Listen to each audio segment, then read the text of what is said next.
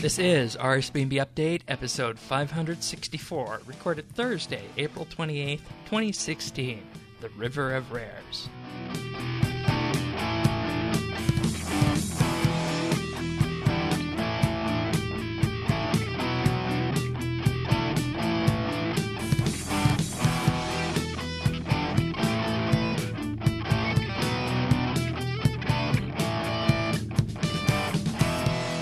Hello everybody, and thank you for joining us once again for the magical adventure known as RSBANDB Update. Dave is here this week. Well met, my friends. His first week covering a quest for RSBANDB Update, so that should be an interesting perspective of his to get. The pressure is on. Okay, and of course to also discuss the quest, we have Colton here, who is the Resident Lorehound, and the Vampire quest series happens to also be his favorite. Correct. I am back. Hello, everybody. So, this is River of Blood, the final quest in the Vampire series. Now, were we expecting this quest to happen at this point in the year? Because it seems like we just did Lord of Vampyrium, like, not even 6 months ago. Well, I mean, it was more than 6 months ago, but, you know. Yeah, I mean, I knew that they were really looking to expedite the release schedule for these sorts of things to really give it a better flow and more rhythm to the release of quests in a quest line. And I think this is just sort of just to give us a feel of what they want to do in the future with these sorts of series. It was definitely a quick turnaround. I don't know how I feel about it. I almost like having 8 months to a year between quests, because it really gives it time to digest and I can parse it all out. I don't know. But then if you have strange. 8 quests, you're waiting 8 years. It's worth it, right? Maybe. I don't know. It was a stretch waiting as long as we waited for Plague's End. That's kind of what I'm getting at. Yeah, Right. and that really pushed it. But I think, I mean, there were extenuating circumstances with that Yes. as well. The developer who was initially in charge of the elves left, so that had to find a new host. And, you know, it's funny because saying Plague's End, obviously, Priftiness has always been sort of in the corner of the game and always been sort of a question. And the funny thing is, when I first joined RSBANDB back in, like, 2006, I think it is, I discovered the site through the podcast, and, I would download it to my first or second gen iPod, and I would listen to it when I would go on trips. And I distinctly remember one episode where the entire most of the actual episode was debating on how you pronounced Priftiness and what it was. Mushroom Queen was on. It was you and Brad Woodward. Oh man, that was the golden age for sure. But yeah, I don't know why I remember that, but I just remember that was like the big debate on how to pronounce it, and everyone was stumbling over their words and all this stuff. And here we are today, doing all of our dailies in the central hub of the Elf City, which we never thought would even come to fruition. So, Indeed. Now, like I just want to say, I'm not complaining about this coming out. Of course. Yeah, but I did, like, during the quest, it felt strange because Lord of Vampyrium was so recent that going through Castle Dracan and the hallucination sequence, it felt like, oh my gosh, I was just here. Mm-hmm. Yeah. We'll get to the boss fight after, of course. So, exactly. I mean, there's a point to be argued that coming out quicker and, every 2 months would probably be a good thing. Or maybe even, you have one quest 1 month, 4 weeks off, and then come out with another quest after that. I think that might be something interesting that I think us questers would like to see in 2017, is that you have a quest series and you basically, have 5 or 6 episodes of it, and you do it over the entire year. You have a month off, and then there you go. And almost like a season of a TV show. Yeah, exactly. And, this works really well in Star Trek Online because that's what they do for their storytelling nowadays, rather than, just waiting 12 months to 18 months to release a new swath of missions. Every 2 months or so, they release a new episode, and then that new episode plays out like a TV show for, that 1 month, and then you have a month off and you move on. So...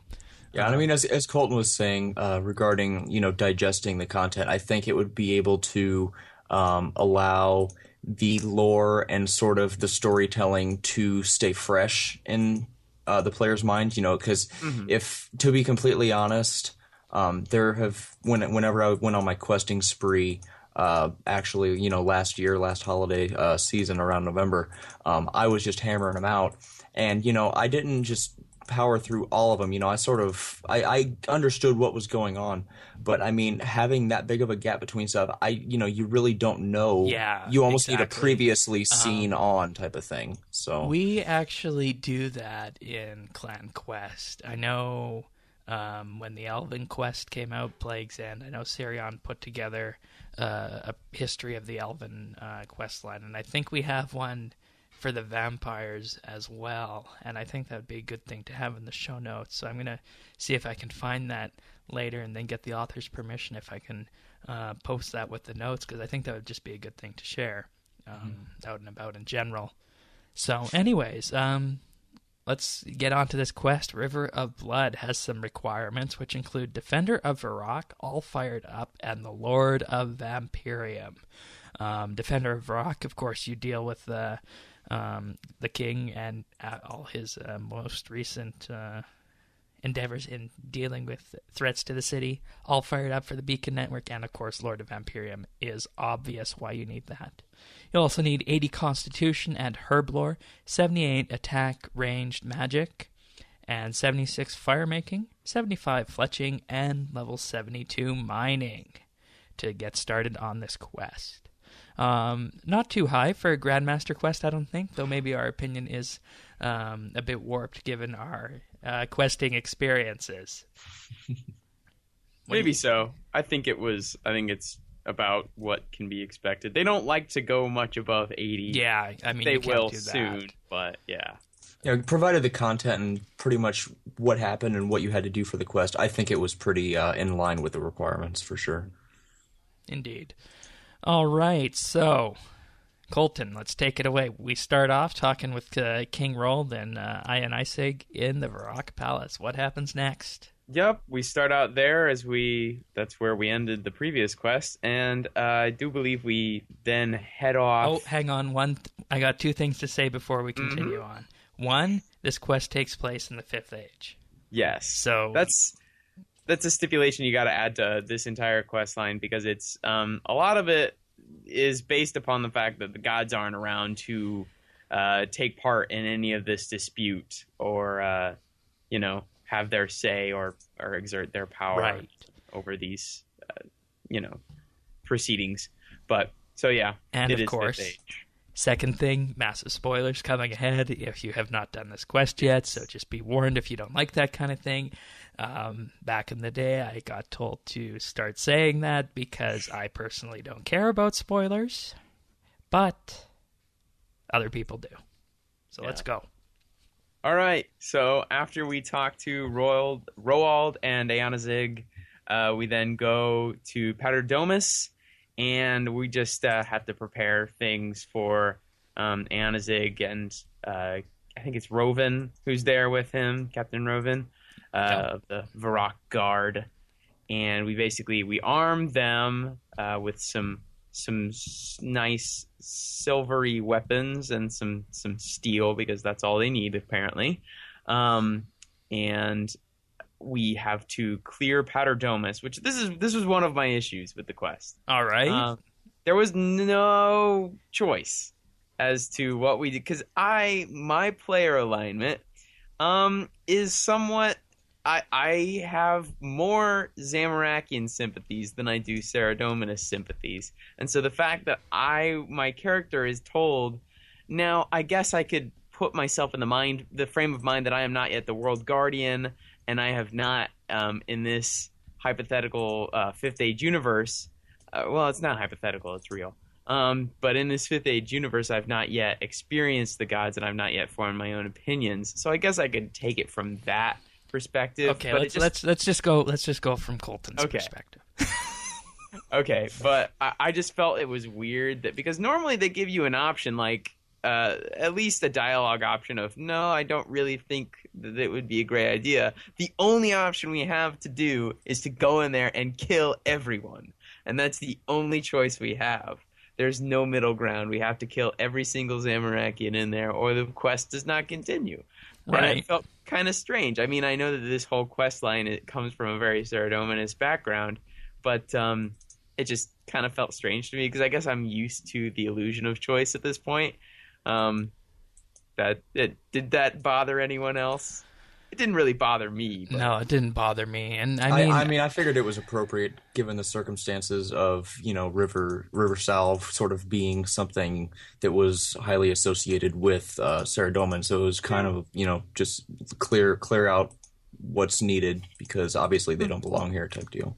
But I understand what you mean. Like maybe we could persuade them to get out, and then you could run through dialogue or something like that, or whatever. But. Yeah, I don't know. That was just what I was thinking at the time. And it is, now looking back, it's a Saradominist temple. We needed it for, strategic purposes, but it just kind of felt strange to me, I guess. And I mean, does it not make sense that clearing that temple is something that could ultimately have a use in future quests should Zaros want to, reestablish control over that area surrounding the dig site and whatnot? I guess. Although apparently they ran into a bit of an issue. They didn't think about the most recent podcast, official RuneScape podcast. Rowley talks about how apparently in Missing Presumed Death, which is a 6th age quest, we somehow are involved with these Zamorakians that are in the temple, which in this quest we kill. So. That's right. Something doesn't match up there.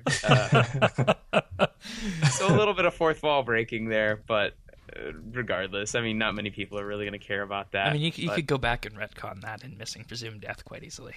Yeah, it wouldn't be too hard. But anyhow, moving on from that rather minor point, the last thing we have to do in the preparation for the initial quote-unquote battle is to somehow strengthen the South. And so what we go and talk to Ivan and Drezel, who are down in the basement, if you will, of Paterdomus, and there's sort of an idea that Ivan proposes, and we talk about with him, that Drezel sort of dismisses out of hand as some you can't do that. Yeah, that it's heresy or something like heresy. that. That was my heretic voice. It was very good. And so what we have to do is basically there's this bookcase puzzle.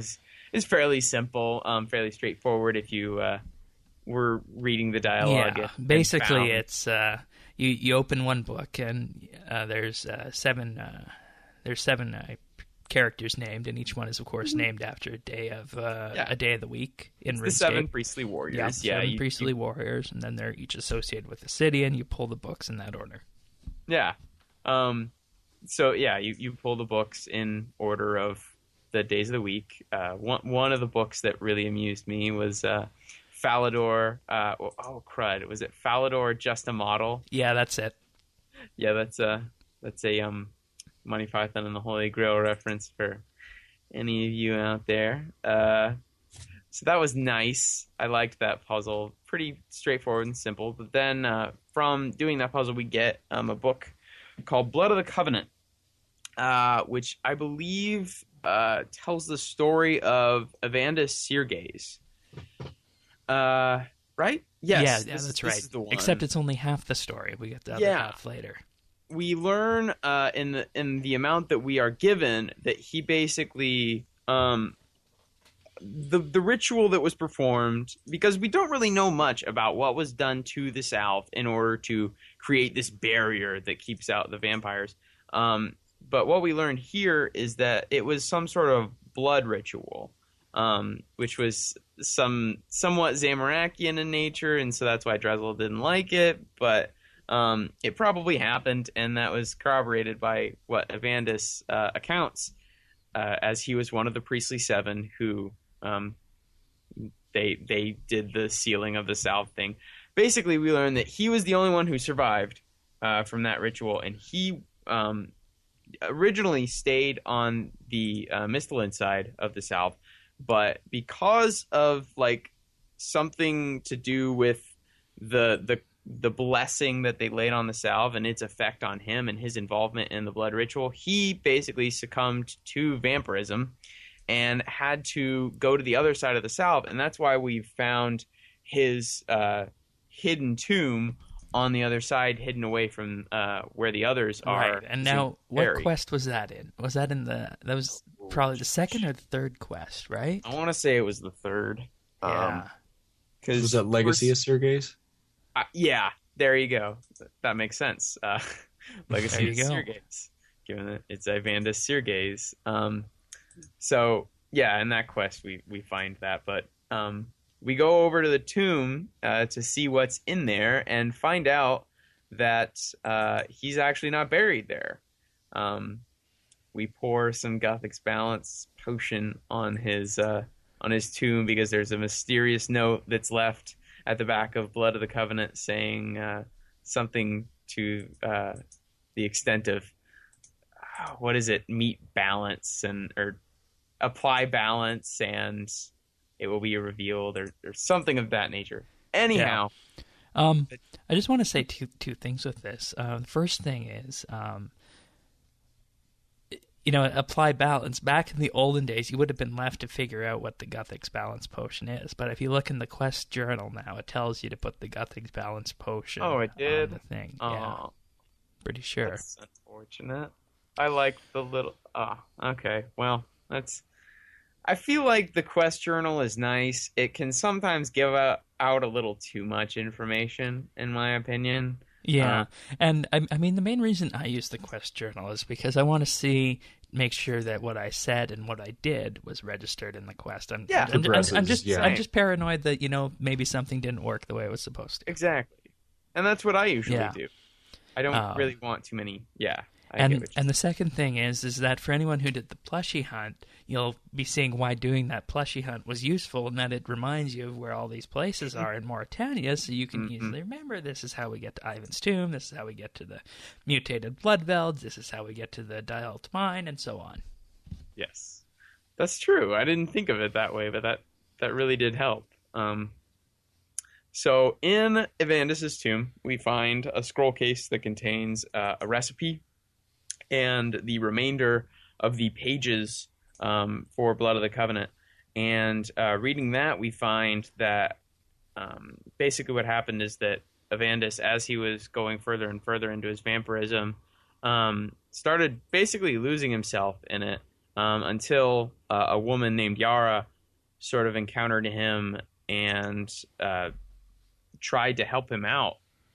So they constantly were seeking a cure for vampirism, and what they ended up with, what they thought might work, because in the end it seemed as though Ivandis was too far gone, and it's presumed that he ended himself very sadly by basically going back to Paterdomus to end himself with the curse that he ended up being a part of. So kind of grim ending for Ivandis.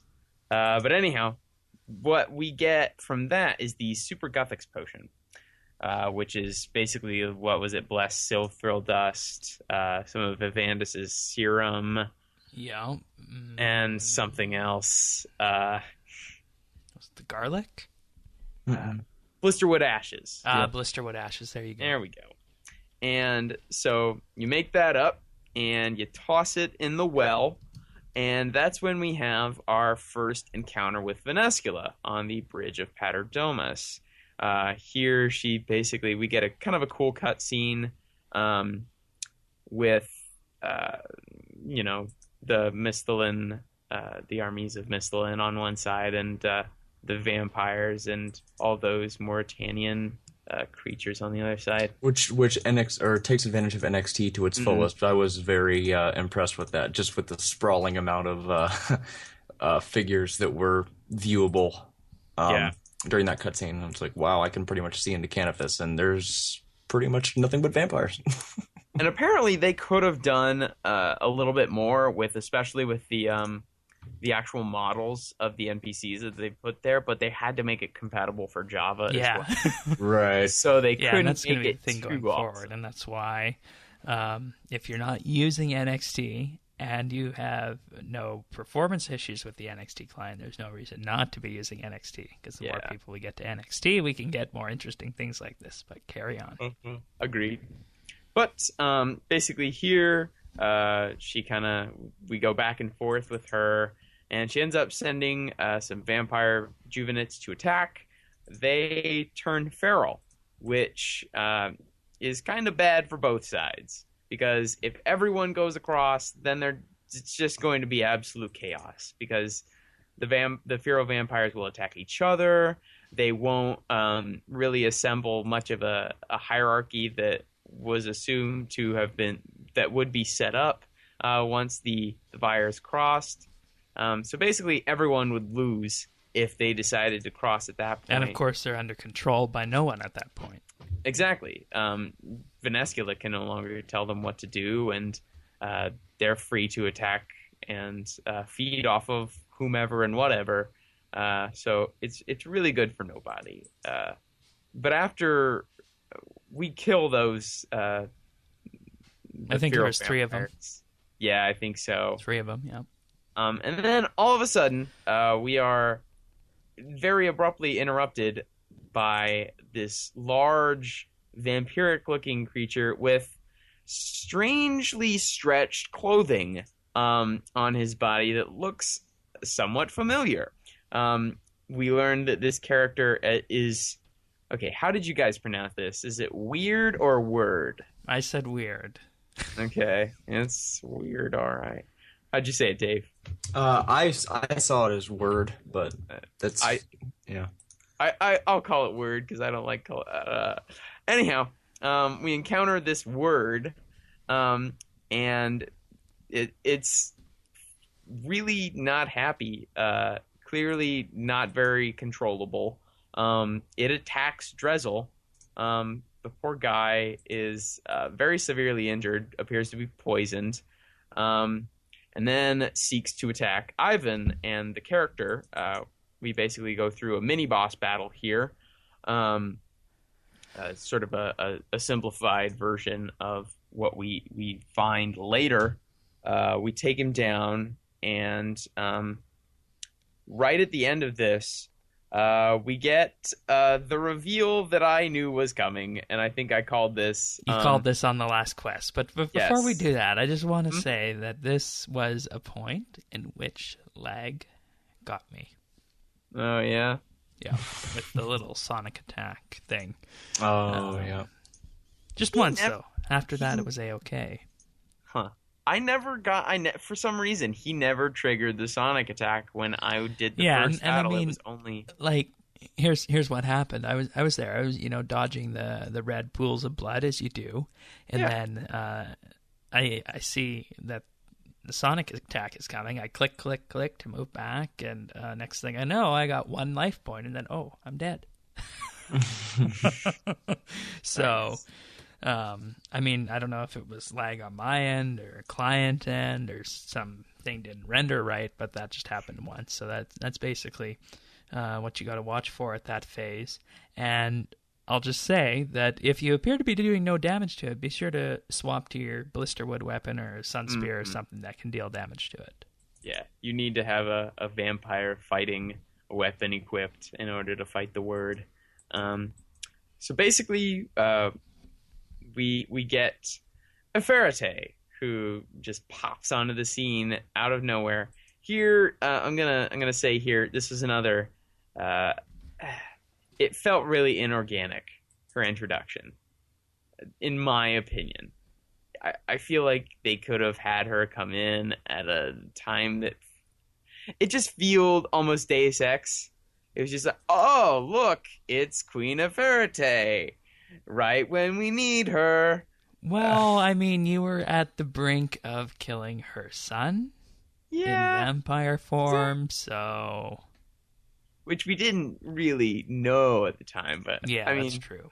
It just felt kind of strange. It just didn't, to me, feel right for her to be there at the time, but And I mean, when asked, she said that at the end of Lord of Vampyrium, when Draken was killed, the spell that was keeping her in the tower was freed, and she was able to get out. But what was the reason that she didn't leave right away? It was because her family was being like, Drakan was holding her family captive or something. Right. Okay.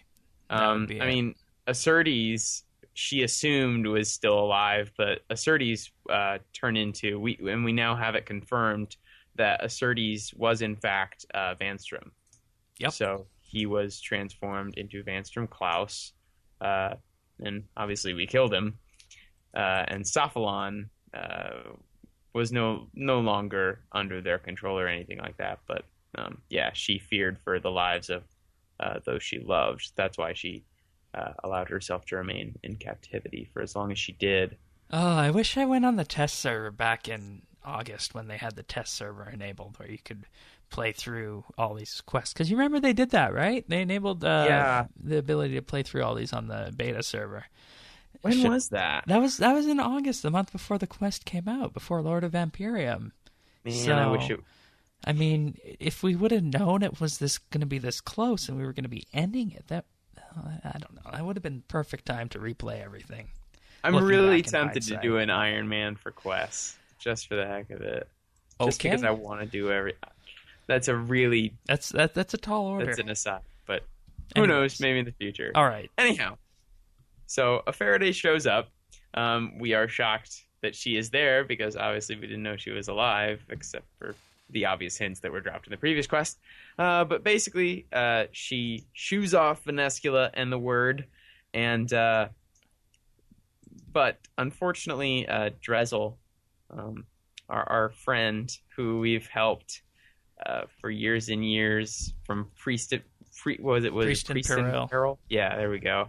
And onward from there, the poor Baldy succumbs to his wounds and dies. So that's kind of sad. After that, Eferite takes off to the Icene Graveyard, and we go over and we meet her there. Right. And I mean, was there any point of us having to be there other than to return her pendant?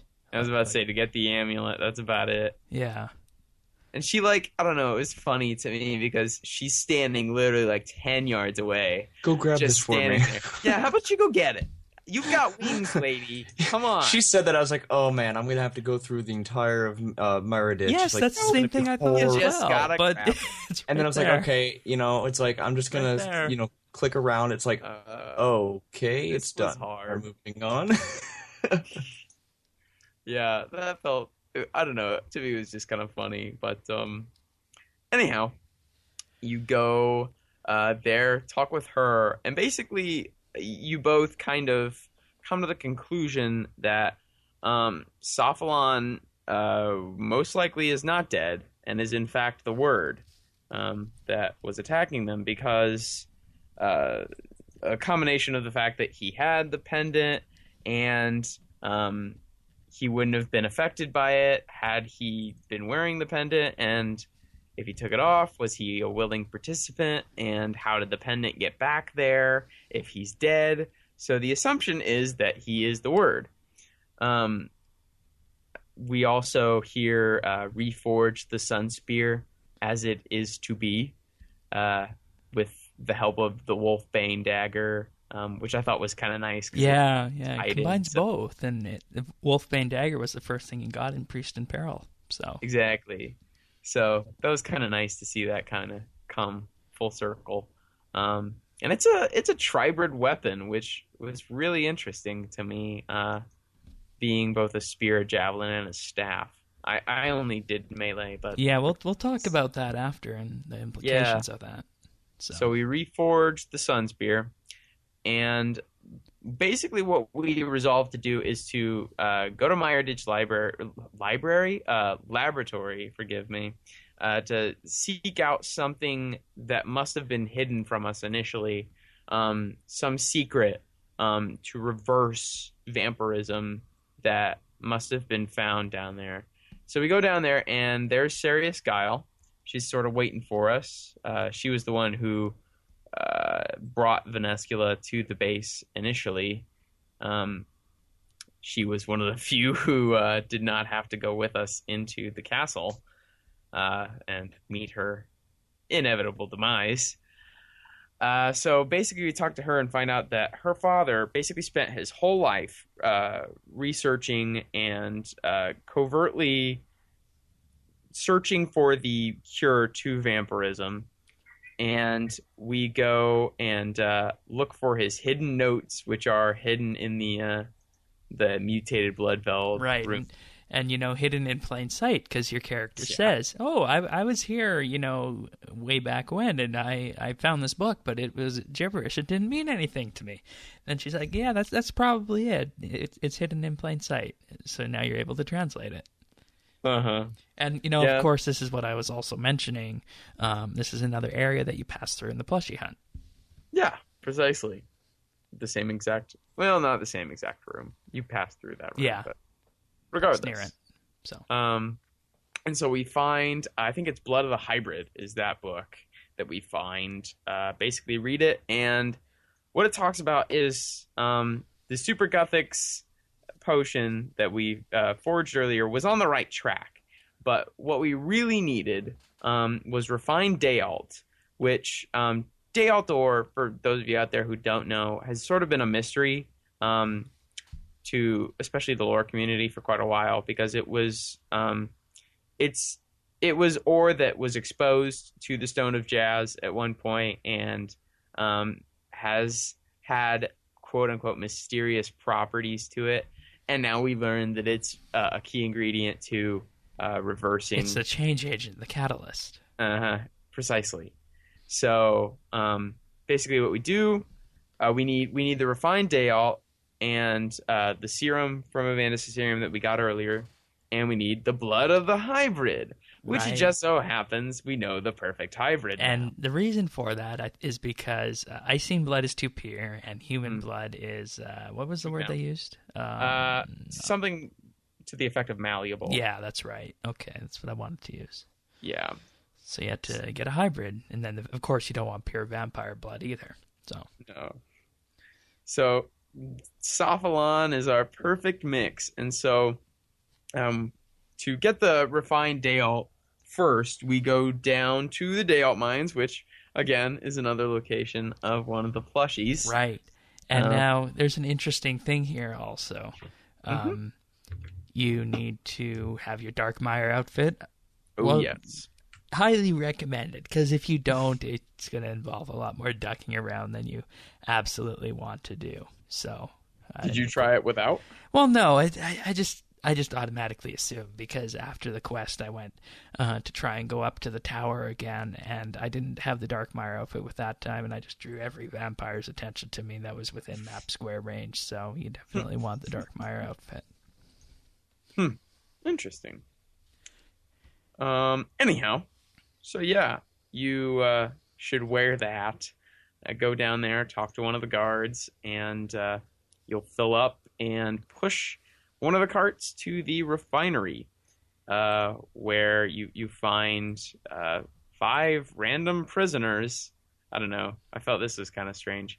You have no connection to them, but yeah, why not free them? Just because. Yeah. Did this? I'll give up. It felt a little bit almost as though that we were on the same kind of track as the prisoners that we dealt with in Lord of Vampyres. Yeah, that's what I thought of. It felt very, very familiar. So, anyways, were those prisoners? Were those prisoners not the Myarchy though? Yeah, they were the Myrak, but I mean, I don't know. It perhaps it's just the same cell design that made it feel familiar. Yeah. So with the tithes and all that stuff, yeah.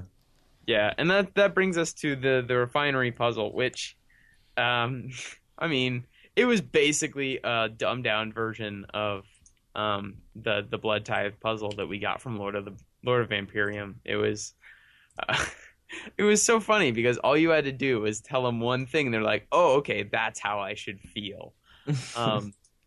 Yeah, it was kind of, you basically form their emotions by one line of dialogue, based on what. You have to play a counselor. Yeah, I guess. Except it's way, way easier than it should be. But it was just for the sake of time. I mean, had they made it exactly like it was in Lord of Vampyrian, it would have just been stacking time onto the quest. Why are you doing this, Jagex? We did this before. Yeah, so exactly. So we unlock it after we get everybody in the right mood, as it were, light some candles, turn on some Marvin Gaye. Sorry. And at that point, we grab our chunk of refined Dayalt and take a look at the rejuvenation tank, and bah! Out pops Saphalon, and he jumps on you and claws you. Like, one hits you with a poison hit splat, which freaked a lot of people out. Like, oh no, how do I avoid that? Yeah, me too. But you don't die. You don't actually die. You just are now basically on LSD. And so what happens is you go up the stairs and things are going crazy. I loved this sequence. This really made the quest for me. Really? Yeah. Oh man. The colors are all over the place. Your screen is like kind of pulsing at times. And you've got, and if you guys couldn't tell, I think the skeletal hellhound things were callbacks to earlier quests. I don't know if it was Priest in Peril or not. Oh yeah, that makes sense. Yep. Yeah. Yeah. Now that you mention it. So we had to kill 7 of them, and all the time, the entire time, they're saying very strange things, like the little deers are going to wonder which side you're on. Other random, strange pieces of dialogue that we don't really understand. So we kill them. Our players just kind of... You're definitely on some sort of trip. And then you go up the stairs to the next level. The next level is where there's a room that has all the heads of the Myarchy on them, and you can talk to them, and they'll give you like hints about the quest and things like that. Oh, I didn't talk to them. Oh, really? Oh, yeah, they're there. There wasn't too much to them, but it was nice just to have them there. You go through the very familiar Castle Dracan. The windows are smashing in, but nothing's quite right. And because all the colors are wrong. See, I just kept running through this entire thing until there was something to do, because I wasn't sure if those windows were going to start hurting me. Yeah, or something coming through them. Yeah, because conditioning. Because that happened in the last quest. You could get damaged in that area. So, but yeah, but that's not the case in this quest, fortunately. The Stone of Jazz was there. Yeah, Stone of Jazz was on the next level. We got Harold again, which was Vanstrom's pet, if you remember. We toss holy water on him, and he goes away. That was from Branches of Darkmire. And then we go to the next floor, and that's where we find a Grand Exchange, which I found it hysterical, at least. Yeah. Or was that on the previous floor? I think... That was on the first floor. That was right before you go up. Before the Stone of Jazz. Yeah. Okay, and then we go up and we find the Blisterwood tree, which when you cut it down is like all the way cut down, and apparently it's squirting blood. I didn't see it, but apparently that's what's supposed to happen. And then you go over, touch the Stone of Jazz, and nothing interesting happens. Which, yeah, I loved it. Because it's in your mind, of course. Oh, yeah. This is all one big trip. You're hallucinating all of this. You go over, you light a fire next to the Stone of Jazz. You push a barrel of gunpowder onto it, and boom, there goes the Stone of Jazz. And, 6 That's the only time over. you'll probably get to destroy the Stone of Jazz. Yeah, most likely. And then we go, and it kind of tricks you out, makes you think that you're gonna have to do one of those puzzles again. Yeah. Oh yeah, I clicked it and I was like, oh no, here we go, and it's like, oh, you're done. Exactly. All you had to do is click it. I remember when we were doing the quest the last time. Poor Earth, he spent upwards of an hour on that puzzle. Yeah, I remember that. It's a good puzzle design. It's just frustrating. Oh yeah. Oh, so you do that, and finally you're up to the roof. You're still The roof. The roof. The roof. See, we're just going back all the previous vampire quests, Colton. Was that intentional? Maybe. Because remember in I went roof. there you go. Yeah, in the Lord of Vampyrium, I called it the roof, and you just called it the roof right here. So that was intentional, yeah. Maybe, or maybe it was just like we can go with that. Some subconscious like association, vampires and roof. And we get to the throne room, as they also call it, and we're still kind of tripping a bit. It's not quite as bad. The color's a little freaky, but we're able to speak coherently now. And there's the word and a Ferrite. And we basically talk for a moment, trying to convince Safalon that he is who he is and that he needs to give us some of his blood. But he's all, no, I won't do it. And so you fight him. And he knocks out a Ferrite for a bit. And after he's done that, you start to hallucinate again. And he turns into, first he turns into Vanstrom. And what I really loved about this battle was admittedly fairly simple. Yes, it was. But there's a big but about this. Yeah. You're wearing your Dark Mire outfit because you started off down below, and I neglected to bring armor to the first fight. So I did take a little bit extra damage more than I would. Oh, you're allowed to? Well, I assume so. You could have your armor in your inventory, but I didn't have mine in my inventory. I didn't. I just wore the Castle Dracan outfit the entire quest. So I guess that says something about the difficulty of the fight. But I'm fine with the difficulty because what was really neat about it is they seamlessly transitioned from each of the 3 boss battles. Yeah, that was great. Yeah, it was very smooth. It didn't feel like you were getting screwed over at all the entire time. Everything was avoidable. It was just a nice callback because first you fight Vanstrom, then you go back and you fight the Word a little bit more, and then you fight Dracan, and then you fight the Word again. So it's sort of a back and forth between boss mechanics because each of them has different characteristics, things that they summon, that kind of stuff. So that and I mean it did hit nicely on the previous quest as well, and yes. Of course bring in the current quest too. So I think it also tied in pretty well, and actually this is almost kind of how I took it, maybe because I wasn't completely immersed, but I thought it tied in really well looking back on it with the whole hallucinating thing. I guess I didn't realize he was actually transforming. I just kind of figured it was all in my head. Well, so it you wasn't were kind in your of head. Yeah, it was. Because it was black and white. Gotcha. Okay. All right. Well, then I don't feel so weird then. Okay. I was going to say, yeah, because they really made that work well with the whole theme of sort of being on a pretty crazy trip. But okay. Anyway, continue.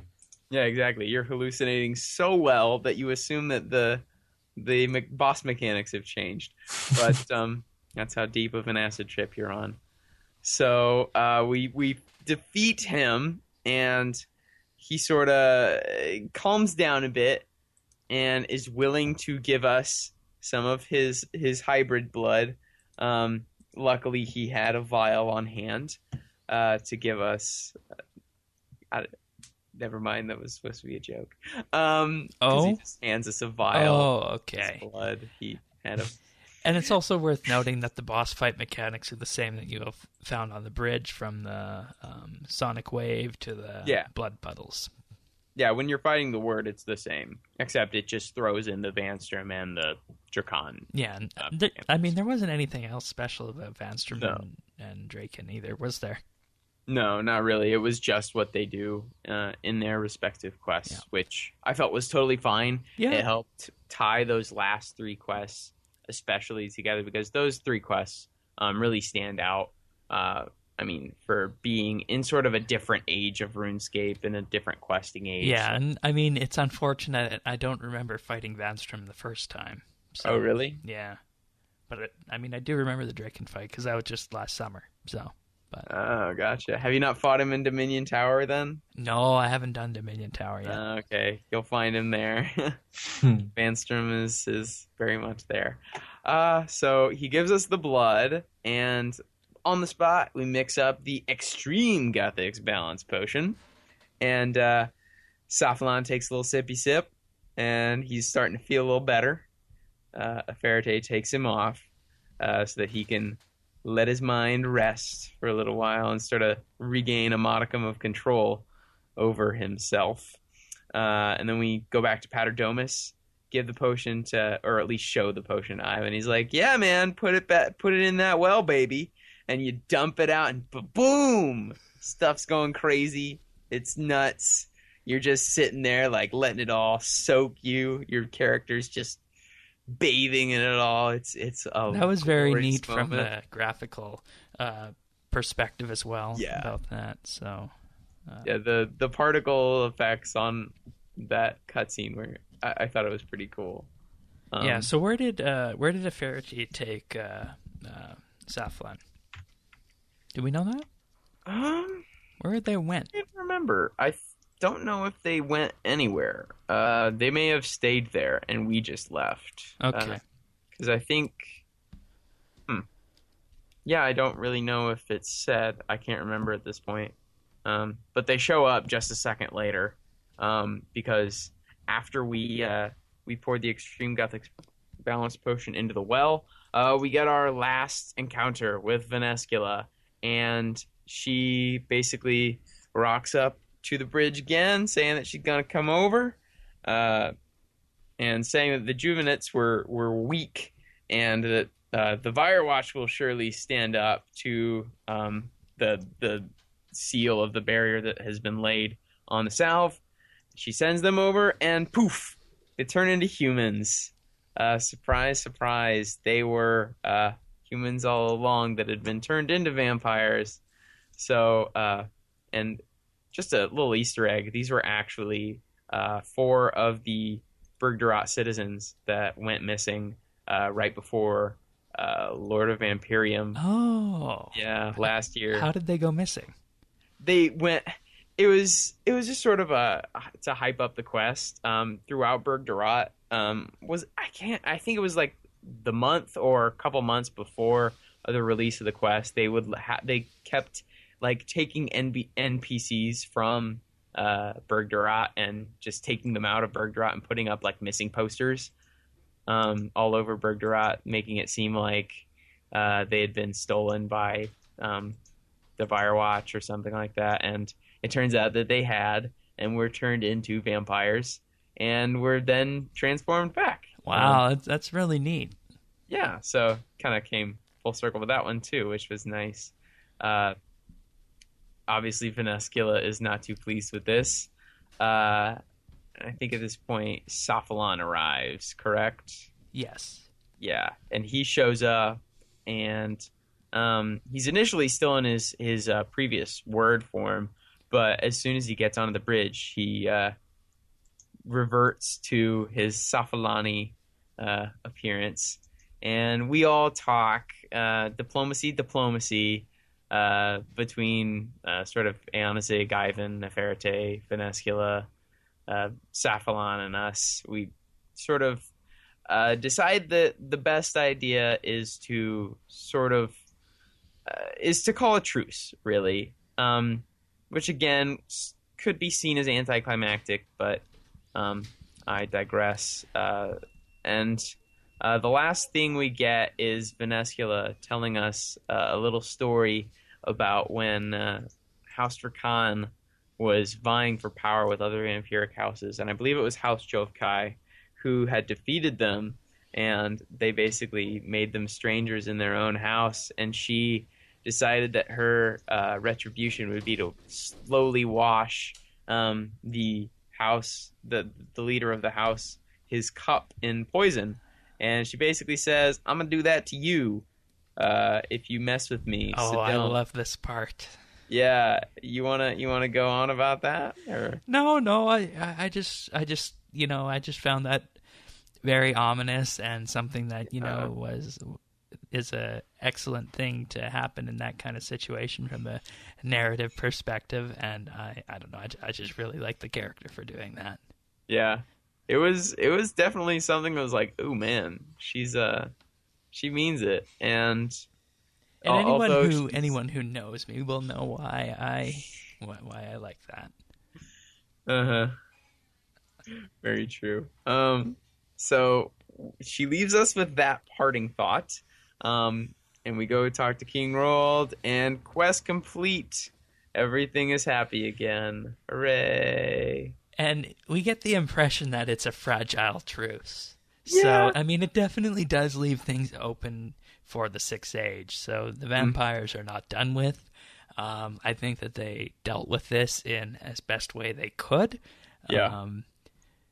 And I mean, with all the quests that have come out recently, this is definitely top tier in terms of, experience, immersion, and plot. So yeah, it had to be ended this way to, have a option in the future for bringing the vampires into the Sixth Age. So now, a question I have a couple questions that actually lead up from the end of this quest. Do you guys want to do those first, or should we talk about the rewards? Go with the questions. That's okay. So, first things first. Is the area of Mauritania, Mireditch, and whatnot, going forward, what happens to that area in the Sixth Age? Because the edicts, gone. Yeah. That's tough because obviously thus far in the Sixth Age we've heard nothing of any conflict over there. Right, and this is what people were hypothesizing after the last quest. We haven't heard anything in the Sixth Age about the vampires, so are they dead? I thought that they would be wiped out. Yeah, I mean, how would they do that, right? That was my theory, but I think that they may just make it work where the peace holds through to the Sixth Age. And everything it's basically the way it was, except more regulated and more of a democracy. Right. And I mean, if any vampire does try and cross, they'll become a human. Yeah. Well, that's the thing, is that only the vampires that have been turned from humans, and it's said that most of the contingent are actually humans. But what's to be done about trueborn vampires? That's my issue. Right, and how do you tell what a trueborn vampire is versus like an assimilated one? Like what would happen to Vanescula if she went across? Would she turn feral? Would she cease to exist? Would it not affect her? I don't know, because you can't cure what she is, Yeah, exactly. Because that is what she was born as. I mean, the others who were turned into vampires via vampirification, I can see, but how many of those actually make up the vampire contingent I don't know. To me, it was sort of left that loophole a little bit open, but I don't know. And I mean, lots of areas for plot development here in the Sixth Age too. So yeah. All right. Then the next one. I assume that you did the memorial stones before the quest, right? Mm-hmm. Okay. So you have 2 extra stones for Velioff and Ivan. And if you do them before the quest, you'll say, oh, these 2 stones are left for myself and Ivan. So I was expecting Velioff and Ivan to die in this quest. Yeah. So when I never thought of that, but that would make sense, yeah. So when are they going to be dying then? They won't. Well, why build the statue plinths then, right? Because Velioff is a crybaby, and he wants to sit up there and pout and be like, oh, we're all gonna die. I mean, gosh, that's what he was when we finished Lord of Vampirium. He was just really, really down, and I think it was just sort of macabre. It's almost funny, like, oh, I'm gonna die. I'm gonna build my own. Isn't Ivan dead though? No, Ivan's under the temple. He's taken Dressel's place. Ah, that's right. He's the only one that's surviving other than him and Viliath and Sarius and now Saffalon. But why go to the trouble of building them then as a part of Vampire Month? To make it a complete circle. I don't know. And to throw people off. Okay. For the fun of it. All right. It's a red herring, Shane. All right. It worked with you, it seems. It did. It did. All right. They may die in the future. It may come to the point where we have to adorn their statues, but I'm assuming that will be in the 6th age, if at all. And I mean, obviously, something's going to be done with that. So, very interesting about where we can go forward. Yes. Anything else about quest content before we go to the rewards? I don't think so. I just want to briefly say that this, to me, was a more satisfying end even than the finale to the elf quests. I felt they really did this quest line justice. They incorporated a lot of aspects of previous installments in the series. We went all over Mauritania. It was sort of a world hopping adventure. There was, if you didn't look up a guide or rely too heavily on your quest journal, it was fairly open-ended for some of the seeking out objects type things, and you may take a while to find out exactly what the quest wants you to do, which I thought was nice. And I mean, the lore that we got from the quest was great, and the environment has always been one thing that I have loved about, and I talk about this in my future Informer article, about how that was really a key leg of what made the Myarchy quest line so impactful in my mind, was just the Mauritanian atmosphere being really good for questing and for those sorts of dark themes that we got in that line. So I thought it was a really good way to tie everything up. There's really no gaping open ends after this quest. I mean, one could say that there were a few things that might need tied up and were kind of left open to interpretation, but they did as much as they could with one single quest and remaining in the 5th age. And this hallucination sequence made it even better for me. So to me, this was a great quest. Yeah, and I'm definitely going to agree with you on that. I don't know if it tops Plague's End for me, just because I was waiting for Plague's End for so long. Yeah. But it was definitely up there. It felt like a quest that you would have played in 07, 08 and back then. So that's good. And it dealt with the storyline. No plot holes, which is always good. And no massive shifts, as in the vampire quest didn't turn into a pirate quest. So it's good.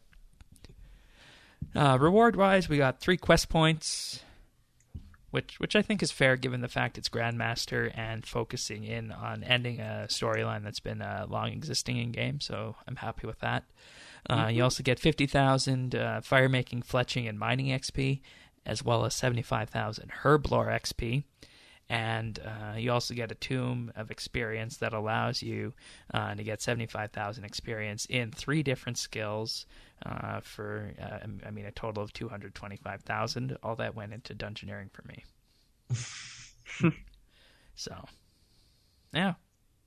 And also the early bird bonus, you get that additional part of doing that if you complete the quest within 2 weeks. So, nice to see that they brought that in. And, of course, the blood essence, which we were told was going to be partially involved with the congealed blood from dropped by creatures around Mauritania. We got 6 types of blood essence that we can craft after this. And the blood essence that you can craft is based on whether or not you have a certain number of kills, Firewatch corpse cremations, rather. So as you increase that, which is that a task set requirement or a master quest requirement? 200 is required for the tasks in Mortania, and all 500 is a requirement for Trim Completionist. I'm not sure what the requirement is for Master Quest. And it's required for Mastered. The 500 is for Mastered. Okay, yeah. All right.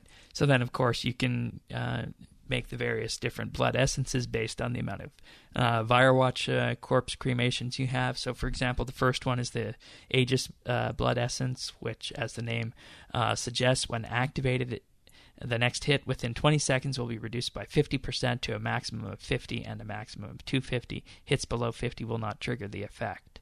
So it reduces damage. And these are all, of course, pocket slots. Other ones are Berserk, Penance, Reflecting, Tireless, and Vampyric blood essences. And in case you're wondering, because most of them are fairly self-explanatory what they'll do based on their name, but the Vampyric blood essence, when worn, has a passive chance of healing 2.5% of damage dealt to a maximum of 250, but it only works with melee. So that's Vampyric, and the rest are self-explanatory based on their name. So, you guys think you'll be using these blood essences? Probably not. Yeah, it's hard to say. I might throw one or two on, when I go back to Slayer for a little bit to sort of mop up the rest of the things I have to buy with points. I think it's kind of just a, I don't want to say recoded, but I feel like it's just kind of a more combat-focused, reimagined Scrimshaw, really. Yeah. It's the same concept. It's just sort of different ways of going about it with different requirements. I like it, but it's just kind of what you would expect with a pocket slide item. It's nothing too crazy or anything, but it's nice to have a neat little thing introduced in the game other than just experience and something like that. So yeah, and I mean the Vampyric blood essence, I mean it would be nice if it worked for whatever combat type you were using, not just melee, because we already have the Vampyric Scrimshaw from player owned, or not the Vampyric Scrimshaw, I don't know what that one is. Yeah, it's the it's not is it Berserk? No, it's a Vampyric Scrimshaw is only okay, that's melee. the name. Yeah. Mm-hmm. So melee only. Scrimshaw of Vampirism. Yeah, there you go. That's the name. So, I mean, it would be nice if we had other options, given that from the blood essence. So I don't know if this will be something that people create, but I mean, on the bright side, it's not something you need to put a huge deal of time investment into if you've done the quest, whereas the port scrimshaws, you need to get the resources and whatnot. So I can see them being used for that, I guess. Yeah, and with the blood essence, the vampiric one, like you mentioned, I think it would have been nice to make that mage in range, and that way you have the scrimshaw for melee, and then you have the mage in range for the blood essence, which makes a little bit more sense because it's a blood essence. That sounds a little bit arcane and sort of magic, odd power to where it could work with that sort of thing. But I mean, alas, they stuck to their guns with the scrimshaw. So anyway. Yeah, and I mean, of course, I think the biggest reward from this quest is the reforged Sunspear, which is toggleable, as we said earlier, between any of the combat types. And in addition to that, it's augmentable. So a level 78 weapon that's augmentable, considering that, if you want to destroy it with invention and then make a new one, that's only going to cost you 100k to get the original Sunspear back and then make one of these. So that's pretty economical, I think, for training invention. Yeah, that's actually really nice. I never really thought of that. Obviously, being 120 and I haven't touched the skill since. That's actually really nice because everybody was going crazy for trying to hork as much crystal weaponry as possible, and those were running about $1 a piece, in the first few weeks of coming out. That's really nice, and it's cheap. Yeah, and you can pretty much all of the stuff you used to make it isn't gonna be gouged. Right. It's so. Now, anyway. I didn't have a chance to test this. Does anyone know if you can change this in combat, or do you have to step out of combat in order to change the type? I would assume you would have to step out just as you would with anything else. I can't confirm though. I don't know. Okay. I didn't test this, unfortunately. Yeah, because I was thinking that, if you can do this, then you have a weapon that has, amazing potential for its use cases. One simple example is a Crise if you do Barrows runs, because that person needs 2 combat types. So if you can, just change it while you're in combat, use your magic, and then wait till the magic prayer pops up, and then switch to ranged, and there you go. So, yeah, it's going to be pretty good, I think, to be able to use this weapon like this. So, that's something I will look into after we record here, because it's definitely unique. We don't have anything like that in RS currently. So, very nice indeed. And you think that's got to be the best reward out of this quest compared to the XP and everything? Now that I never really paid much thought to it. It's just like, it's a, level 78 sort of novelty weapon. Being augmentable, being able to recreate it, or rebuild it rather, after you destroy it, and having this tribrid, in one weapon. I think it does surpass the Blood Essences, just because of the fact that it is sort of introducing a new, I don't want to say mechanic, but just sort of a new facet to what we could be seeing in the future. Right. Whereas I think Blood Essence is, like I said, just sort of a Scrimshaw reimagined. And they really didn't do that great of a job of doing it, because there's pretty much a comparable either Scrimshaw or Aura. I mean, you got the penance. It's like, really? You can't even change the name a little bit? Yeah, so, and I mean that's why I said kind of, it's fairly self-explanatory what each of these do based on the name. So right. So yeah, I definitely think now that sort of looking at it at a deeper level, the Sun Spear is definitely the most valuable reward from this quest. Yeah. Now, you mentioned something about the future here, and this is just an idea I just wanted to float, because obviously the mining and smithing rework will come sometime within the next year, hopefully. So I was thinking, if we start a 6-age Vampire quest series, what if you have this base Sun Spear from this quest, and then with the mining and smithing update, you do the introduction to the 6-age Vampire quest line, and then lo and behold, at, say, level 85 smithing, you're going to be able to make a better Sun Spear out of it. And then that essentially becomes a way of signaling that, yes, so you can get your items, your PvE and combat items through bossing or PVM or whatever you choose to, or you can do a quest, and then we'll have items in the smithing skill that let you create weapons that are unique and quest-based, and you can use them and be effective as other items out there. So I think that would be a great way for them to go with quests and this item and the mining and smithing update when that arrives. Right, yeah, I agree. Just going further from being able to quest or to craft quest items, just in general, just having, just because if they're going to be reworking, the smithing table, for example, it doesn't mean they have to scrunch rune down to level 40 and then they have to come up with all kinds of new ore. They could just have, put a use for, even day out ore. Exactly. And stuff like that. And all the other stuff. Sun Spear. So. I forget what the ore is called in the Muspa quest line. Rubium or whatever. They could. Bane Dragon Bane. Well, there's Bane ore, and then there's the Rubium in the, I forget, the Kenneth's Concerns or whatever that quest is. That quest. But anyway, just crafting those unique items, being able to craft different sort of tribrid items, and modifying, not in the sense of invention, but sort of in the sense of base stats. But yeah, I definitely agree with you there, and I think there's definitely plenty of potential moving forward into skill reworks with this. Yep. So. And one final thing before we give our ratings for this quest and pass on. They put the rewards for this quest right in the news post. How'd you guys feel about that? I actually didn't. didn't notice, but I do remember when they used to like hold off for, a week or so. Which I mean, I didn't really see a point to it. I mean, if you don't want to see it, don't read it. But Mhm.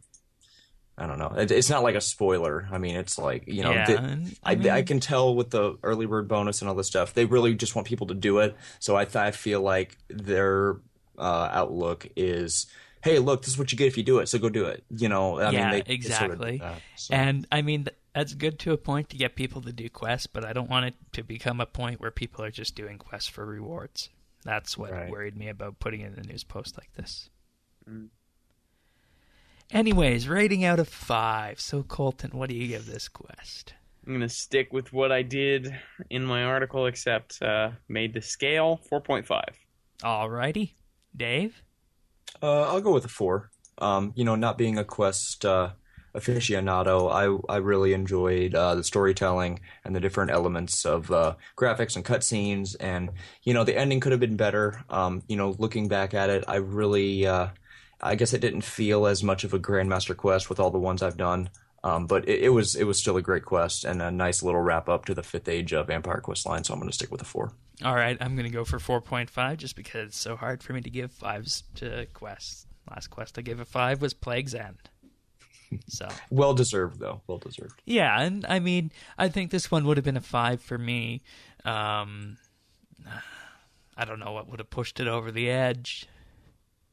Maybe if it wasn't so like we were talking about Colton, where you said it kind of felt Deus Ex when Faraday just appeared, that kind of stuff. A little And- inorganic at some points. Yeah, And, the yeah. pendant, getting the pendant 10 feet away type of deal. It's like, okay, really? Yeah, that as well. And I mean, I honestly was expecting those 2 people to die, but perhaps that's just me and, like you said, Colton following the red herring. Alrighty, so that is River of Blood, and we leave the vampires until some other point in the future. Mm-hmm. Alright, so on to patch notes we go. Small amount of patch notes this week, nothing too groundbreaking here, but first off, players will no longer disconnect if they attempt to mine in the Nemi Forest with a skill champa equipped. The Nemi what? I'm sorry. The Nemi Forest. There we go. There you go. There you go. I know you're wanting I had me to once. Yeah, for you just have to get that old right, time's sake. Yes. Yeah, of course. Yeah.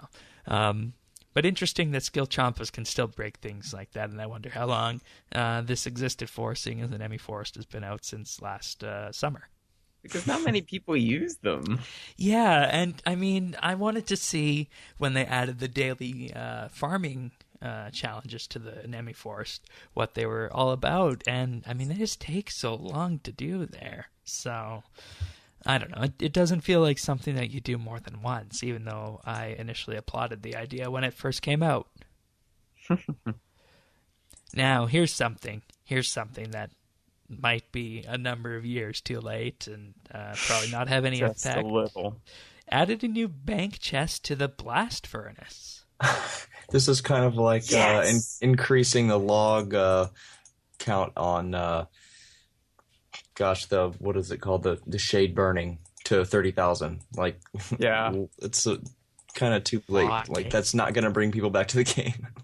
Yeah, and I mean, in addition to just the fact that blast furnace is so old, and there are many other better ways of training smithing out there, blast furnace is indeed a group activity, which is, as we know in RS, something that's hard to get people to rally around. Mm-hmm. Improve the respawn rates on thieving stalls and on Cave Nightshade, and respawn rates for various NPCs. Now, they say improved, and of course they don't give a magnitude of what these are, and with thieving it's always hard to measure because you can only get a best average, and we don't have a baseline from the past, so we're going to have to just assume that it's a safe increase that will make stall thieving a good way to level up, or even a better way to level up than it already is with crystallize and whatnot. Crystal mask. But anyways, the NPCs are dragons, including chromatic, metallic, up to mithril, celestial, frost, and the king black dragon, so they respawn faster. Slayer creatures including Rari, brine rats, aberrant specters, Necriel, abyssal demons, gargoyles, and dark beasts. And others, including elves, Amlod shadows, water fiends, greater demons, battle and warp tortoises, Calphites and exiled Calphites, Firewatch and lords and ladies, grotworms, hellhounds, fungal rodents, gals, fire giants, Suka, ice strike worms, the Calphite queens, and corporeal beast. That's quite a few, isn't it? Yeah, and there really isn't much of a pattern or connection with those. It's just kind of, I mean, they're all mostly Slayer creatures, I guess. It just seems kind of odd on, why now? As with most tweaks and fixes, either what took it so long or what was the cause that decided for you to... I mean, especially in the case of the abyssal demons and hellhounds, those are easily killable in today's combat system. And, I mean, if you have a level 85 Slayer, there's a fairly good chance, I think, that you have tier 70 weapons or above, and even with that, they are killable fairly quickly. So I think this was just another, quality of life update that came in with years of experience with the evolution of combat and play. Right. So, and of course, Calphite Queen, I don't know if anyone fights that anymore, so that's kind of unfortunate, seeing as that was the big scary boss when it came out. So, but dragons, especially the chromatic ones, I think that's a great thing if you're one of those characters who is collecting your own hides or bones in order to train crafting or prayer. So that's pretty good. Absolutely. And in some reasons, I do wish that I would have saved my prayer getting and kept it only at 95, so I could have went and done ranged crafting and prayer at the Black Dragons, just like you did back in the olden days. So oh well. Am I weird for wanting to do that? No. It adds a new dimension to playstyle, really. Yeah, and we had the discussion with Iron Man and all that. And see, I'm basically trying to create the Iron Man type feeling without creating an Iron Man character. So yeah, I mean, it's fun to do that sort of thing, but if for those that don't want the commitment of either starting over or being bound to not being able to trade or something, it's fun to be self-sufficient. I do it quite a bit. I actually did it quite a lot. With Invention, I would go and I would collect my own energy and stuff like that. Yeah, me too, and I still do that as well. Oh, that's not good. You guys are still able to hear me okay, yeah? Yeah. Okay, just checking, because I did have a bit of a issue with, I was trying to Google something, but anyways, anything else in the patch notes from you guys? No. Not from me. All right. And speaking of Iron Man and this quest, last night when someone was doing this quest, there's an account that's called RuneScape Auto Tweet at Jagex Auto, and if you look at it, there was actually someone who died, a hardcore Iron Man with level upwards of 2,000, died fighting against Safflon in this quest. Oh, I'm sorry. It wasn't above 2,000. It was level 2640. Oh. Yeah. They had no excuse to die. No, sorry. Wow. That's a hard time. Yeah. That's almost my total. That's ridiculous. Yeah, and I mean, this is public shaming at its best, because this tweet has 2 retweets and 4 likes on it, so obviously people noticed this one. Poor guy. That hurts. Yeah. You gotta hope that wasn't... I mean, do they announce the lives that aren't final? What do you mean? Like, I know that you can purchase extra lives if you have a hardcore Iron Man, but if you die and you have extra lives, does it announce that you died or no? I don't know. Yeah, I'm not sure. What did you say his level was? 2640. Wow. Yeah, that is 33 levels off of actual max 99, yeah. Everything. Oh. Yep. Poor guy. Yeah. I mean, that's definitely the highest one that I can see that happened in the last day, but they're definitely here, so. Wow. Just wow. Indeed. All right, so this week's Treasure Hunter update, the smoldering lamps have returned. Yeah, sigh, indeed. Feels like we just had these smoldering lamps, and of course, these are the lamps that can take advantage of your bonus experience. Oh, so, yeah, I mean... They don't care. They clearly don't. Yeah, so, I mean, given last week's and then 2 weeks before that, I don't know. It just seems that we are going down a path where the Treasure Hunter updates at least, half or 75% of them in a given month are overpowered in this regard. So, I don't know. Right. Yeah. But I will be saying that I will use the spins that I got, or the keys that I got from this quest, and lock as many categories as I can and attempt to get dungeoneering lamps, because I do have a bunch of dungeoneering bonus XP. And, I mean, I'm not going to use this bonus XP because I only do the sinkholes when I remember to do them. So, I mean, I don't do actual dungeons. Nice. Yeah, and, I mean, I'm not going to spend money on it, so I'm allowed, I think, to do that. Oh, yeah. Anyways, anything else before we move on to the questions? No. So. Alrighty then. Well, River of Blood, definitely a good quest and something to look forward to in the future. An expanded vampire storyline. Oh, and it should also be noted that there was the Ornate Weapons overrides available in Solomon's store this week, so... yeah, some more cosmetics, eh? Yay. Okie dokie. So, questions. We got a number of questions this week and one listener discussion topic that we've been prompted on. So, the first one is an audio question from Pernasius. G'day guys, it is Pernasius. Quick question for you this week. Dave said a couple of weeks ago he hasn't done holiday events for about 18 months because he's more interested in XP and bossing for GP, and unless it is a really cool reward or a good boost, he's not that interested, and Shane sort of agreed with him in part. Can you expand more on that and why you find just the fun aspect of these events has lost its luster for you? I've done every event because I find them fun and a nice diversion from the game. Also, I found the past two events, being the Christmas and especially Easter one, brought back more of that fun mini-quest type aspect rather than just grinding out the same thing over and over for the reward content. Do you think it's because a lot of the really cool-looking cosmetics and XP-boosting outfits are now on Treasure Hunter and Sullivan's store, or is it really because the players have forgotten the fun aspect of the game and are overly focused now on the min-maxing of XP and GP? Love to hear your thoughts on it, and welcome aboard, Dave. Looking forward to your point of views on RSBANDB. And again, thank you for the great podcast, and I'll see you guys in-game. Okay.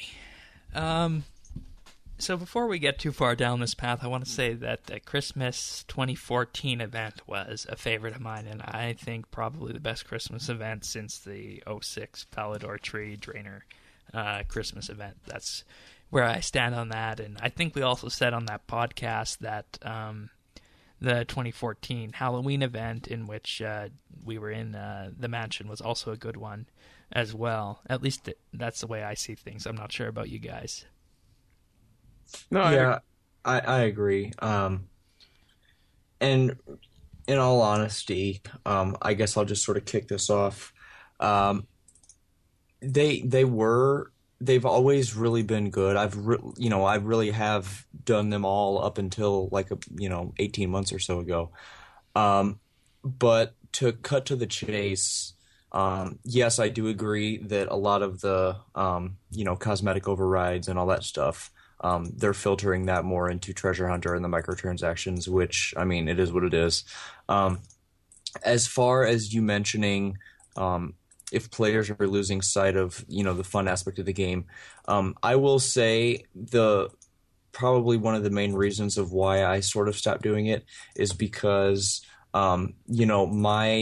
my play style has obviously changed over the years, and I can honestly say that min-maxing really is my idea of, the most fun that I can have in the game. When I used to do all the holiday events, back when I started in 2004, pretty much up until like 2010, I really sort of just got on and did whatever, didn't really have too much of a path, or goal, I guess, you could say. I got my first 99 in 2009. And then ever since then, I really started focusing on training skills and being as efficient as I could, min-maxing money and XP like that. So I think, the short answer to why I've sort of drifted away from the holiday events is, I am caught up in the min-maxing, and, it's a part laziness and part min-maxing, and, just training my account and, just keep going, keep staying on my path. That's what I find fun. So that's the main reason why I don't do it. I think, I can speak for a lot of people. Our age group has sort of grown up with the game, and I think a lot of people have, adapted that mindset. A lot of people in my clan are the same way. We're all talking about going for trim. We're all talking about going for 120s and stuff like that. I just think that demographic of the game that's sort of grown up with the holiday events that have drifted away are just focusing more on just training up your account as quickly as possible and as efficient as possible, and really don't bother too much with quests and or events like that. So, and I shed a tear. How do you feel, Colton? I'm part of this generation, so I don't know. I'm strange. I love quests. I love mini games. I do clue scrolls because I don't care about. I mean, it'd be nice to get something from an actual clue scroll, but I like the puzzles. Oyster. Huh? Oyster.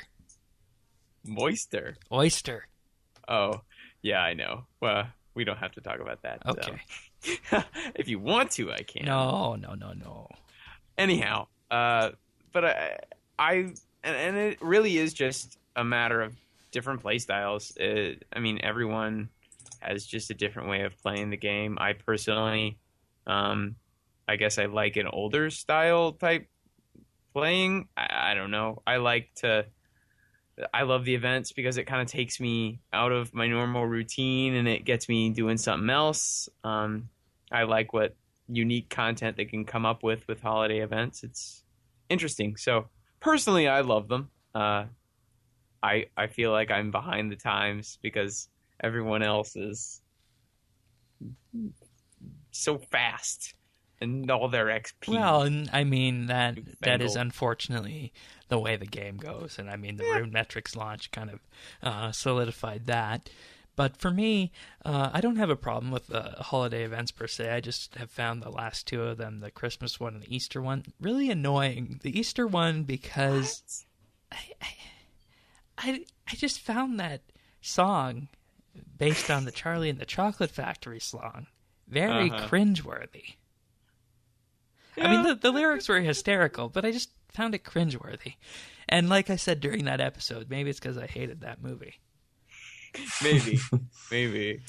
And I don't know what it was about the Christmas one. Maybe it was just, the weight of all of the year of RSBANDBUpdate catching up to me that I was feeling rather ambivalent about the entire thing, and I needed a break. But overall, I don't know. I think the Christmas one had some decent parts to it, but I don't know. The ice skating one, no, that was a big no-no. You don't ice skate around in a circular track, people. Well, yeah, you don't. Skating. Exactly, and who does that in the winter for fun? The Olympic athletes. Yeah, but no. I get what you mean, Shane. So I mean, there were just niggles with each of them, and I want the holiday events to continue. It's just that when they stray too much from traditional holiday events, like back in the olden days, that is what bothers me. And I think that is why I like the 2014 ones the best, is because they felt very traditional in that regard. And there were just niggles with the 2015 ones. So we'll have to see what they come up with this year. But I definitely do continue to plan to do them. And it's something I look forward to every December when we start wrapping up the year of RSBANDBUpdate. It's how do we go towards the clip show, and how do we discuss the last update of the year, and is it going to be released in time, and so on and so forth. So there's a good amount of tradition involved with that. So, but when it comes to cosmetic overrides, I actually don't use any, believe it or not, from Solomon's General Store. The only thing I use are the keepsake keys, and I use actual in-game items, and I think that's what I prefer to do. I don't know about you guys. I'm the same. Yeah. Like I still have my black beret and green elegant shirt from way back when, and I recently added the golden cane to that when that was on promotion in the store. Yeah, I'm just in my crystal and Master Quest cape. Yeah, there you go. So I mean, there are those of us out there who do not use the overrides from the Solomon's General Store, but yeah, I think the vast majority of people, if you right-click examine on them, you'll find that. So that definitely plays a role with it. But Dave, I mean, what would it take to get you to do one of these holiday events? It really just, I know this is kind of a cop out, but it really just depends on my mood. A lot of the times, I come home from work and I just kind of want to, veg out and do whatever, collect my rocks for the week or whatever. I don't want to say it's completely reliant on the rewards. But, I hear talk about what it is, and, depending on, other people, people say, oh my gosh, it's just a constant grind fest, like, last Halloween. Right. That sort of thing. Okay. Or if it's like, oh, there's a lot of neat puzzles and, kind of cool different cutscenes and, stuff like that. I was like, okay, I'll give it a shot.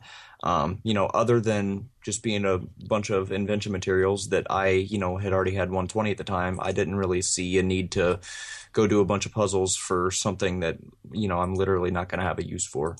But I'm not against it. I'm not boycotting them, by any means, but it's usually, it's honestly just been bad timing. I've been in the middle of something that I don't want to have to, either read gear for or, do whatever to, sort of break my train of thought. So, all right, and you touch on hearing what people say, and this is why I don't read anything anymore aside from the RSBANDB and clan community, our clan, about what the update was, because I don't want to, put some idea in my head that I might have been reading along that somebody might have said, and whether or not I might agree with that a little bit, I want my opinions to be my own opinions.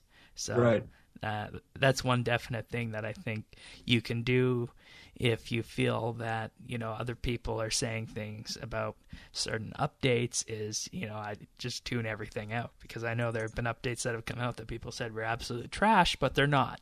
So right. It's something that I have programmed myself to do over the number of years, and I think it's for the better, because it gives me a good perspective on the game that people who are, involved in the certain toxic communities out there about this, that they don't You're have. Not talking about Reddit, are you, Shane? No, I'm not. And I say that with 100% clean face right now. Okay. So, I don't think that's toxic. What I was specifically referring to was when there's an update that comes out, there are parts of those communities and parts of the official forums that do become toxic with these opinions. Yeah. Okay. I get you. Right. Yeah. So, anyways, thank you, Pernasius. Hopefully that answers that question. And as always, anyone is welcome to submit a follow-up. Next one's from Trekkie. You are starting to unlock the powers that Guthix bestowed upon you. You are now able to go to the past or the future and act as an observer in that time period. What period of RS history would you travel to? So basically, he wants another time travel quest. We know what Mod Raven said about that at RuneFest. Uh-huh. No, very bad. What was the device we used to time travel? The crystal key? Yes. Yeah, okay. Or enchanted key. Yeah, there you go. Okay, where would we go? Colton, you first.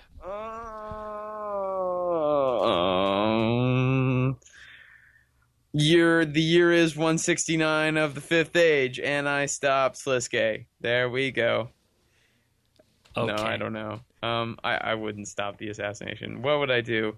I'd probably go back to the very beginning of it all, back with at least the beginning of this last cycle, where Freniske was where the Elder Gods left Freniske, and basically everything that's interesting starts happening. Ma is stillborn, and soon Zaros and Saren are created. Jazz, Bick, Wenful all go out and create their new worlds and all that kind of stuff. So I'd like to that would be great to see. that. I want to see what comes out of the Elder God quest line. So Yeah. I'm with you on that. There's my answer. How about you, Dave? Just out of sheer curiosity, I would honestly go back as far as I could. Probably back, like we're talking like classic days, back in the times where, the only gods that were really known about, were Zamorak, Saradomin, and Guthix. It wasn't this just clutter of, demigods and all this stuff, and it was just this huge cluster. It was just plain and simple, just really getting down and actually seeing how, everything came to be, as they all say, as a simpler time, being able to go back and see how everyone, thought and reacted as we do now to gods back then, back when it was like, oh, I like the white looking armor, so I like Saradomin, rather than having the lore that we have now, sort of incorporate. Yeah, that would be very interesting. Our knowledge now and our immersion into the lore, back when there really wasn't much of a stage for the lore, and just to see how that would compare, and how different things were, and how people thought things were going to play out, rather than how they actually did. So the Fifth Age. Sure. There you All go. right. Cool. And I think you could probably get a bit of that if you look to various quest lines that detail the other gods. I mean, I think that the Armadyl quest is going to come at some point, and no, it's not going to be sourced by Rune Labs' idea. Thank you for that. But I mean, yeah, Armadyl quest would be a great thing to do that. And contrary to what some people have said, that they don't want to be a National Geographic perspective on how birds work. As long as they don't do that, we should be good, right? Exactly. Or just call it the Big Bird Quest. Yes. But anyways, as for me, I would probably want to go back and see what things were like after the initial Zamorak betrayal. Ooh, that's another good one. Yeah. Or witness the betrayal. Yeah, that would be good too. I mean, as you said, you could probably see the Elder God stuff in the Elder God's Quest in a cutscene when they come out. And I think the story for Zamorak and Zaros is already written, through Dishonor Among Thieves and whatnot. So I don't see where we would go to that in the future. So that would be definitely something that I'd like to see as well. So Yeah. Huh. Thank you, Trekkie, for that question. I think we got 3 good answers there. Agreed. Now, this is one of the, of course, discussion topics that anyone could submit. So here's the way it works. You submit a discussion topic and you want us to talk about something in-game, whether it be a current update or just something that you thought of about what's going on in RuneScape. And the topic this week is from a person by the name of Whitey Gaming, who says, I'm a long-time listener of the show and love it. It always brightens my Mondays at work.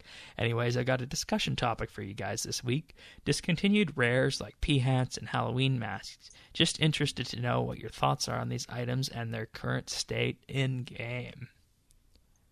Well, you guys have any rares? Yes and no. Yes and no. What kind of answer's that? Okay, let's see. How do I want to word this? In my view, there are traditional rares and discontinueds, and then there are the newer ones you would call. Yeah, I think we'll go for traditionals in this case. Yeah, traditionals, no, I do not. I've been close to purchasing a Santa, and I've actually considered getting a Halloween mask, just for, Fashionscape, because as we all know, I do enjoy that game very much. But I do have some of the new, like the fish mask and the Christmas tree hat and all that stuff. Ew, the fish mask. Yeah, that was bad economical decisions made. But no, I don't have any traditional ones. The state of the game, I think it's nice. I mean, it really is. It has become a status symbol, and I think it always sort of has been. At least 2 years or so after the release of each one, especially the wearable ones. I don't think they really have a bad effect on the economy, other than the fact that party hats are getting ludicrously expensive. We're up to over 2 max cash stacks for any of the 6. But I don't want to get too far into it, but just rares in general.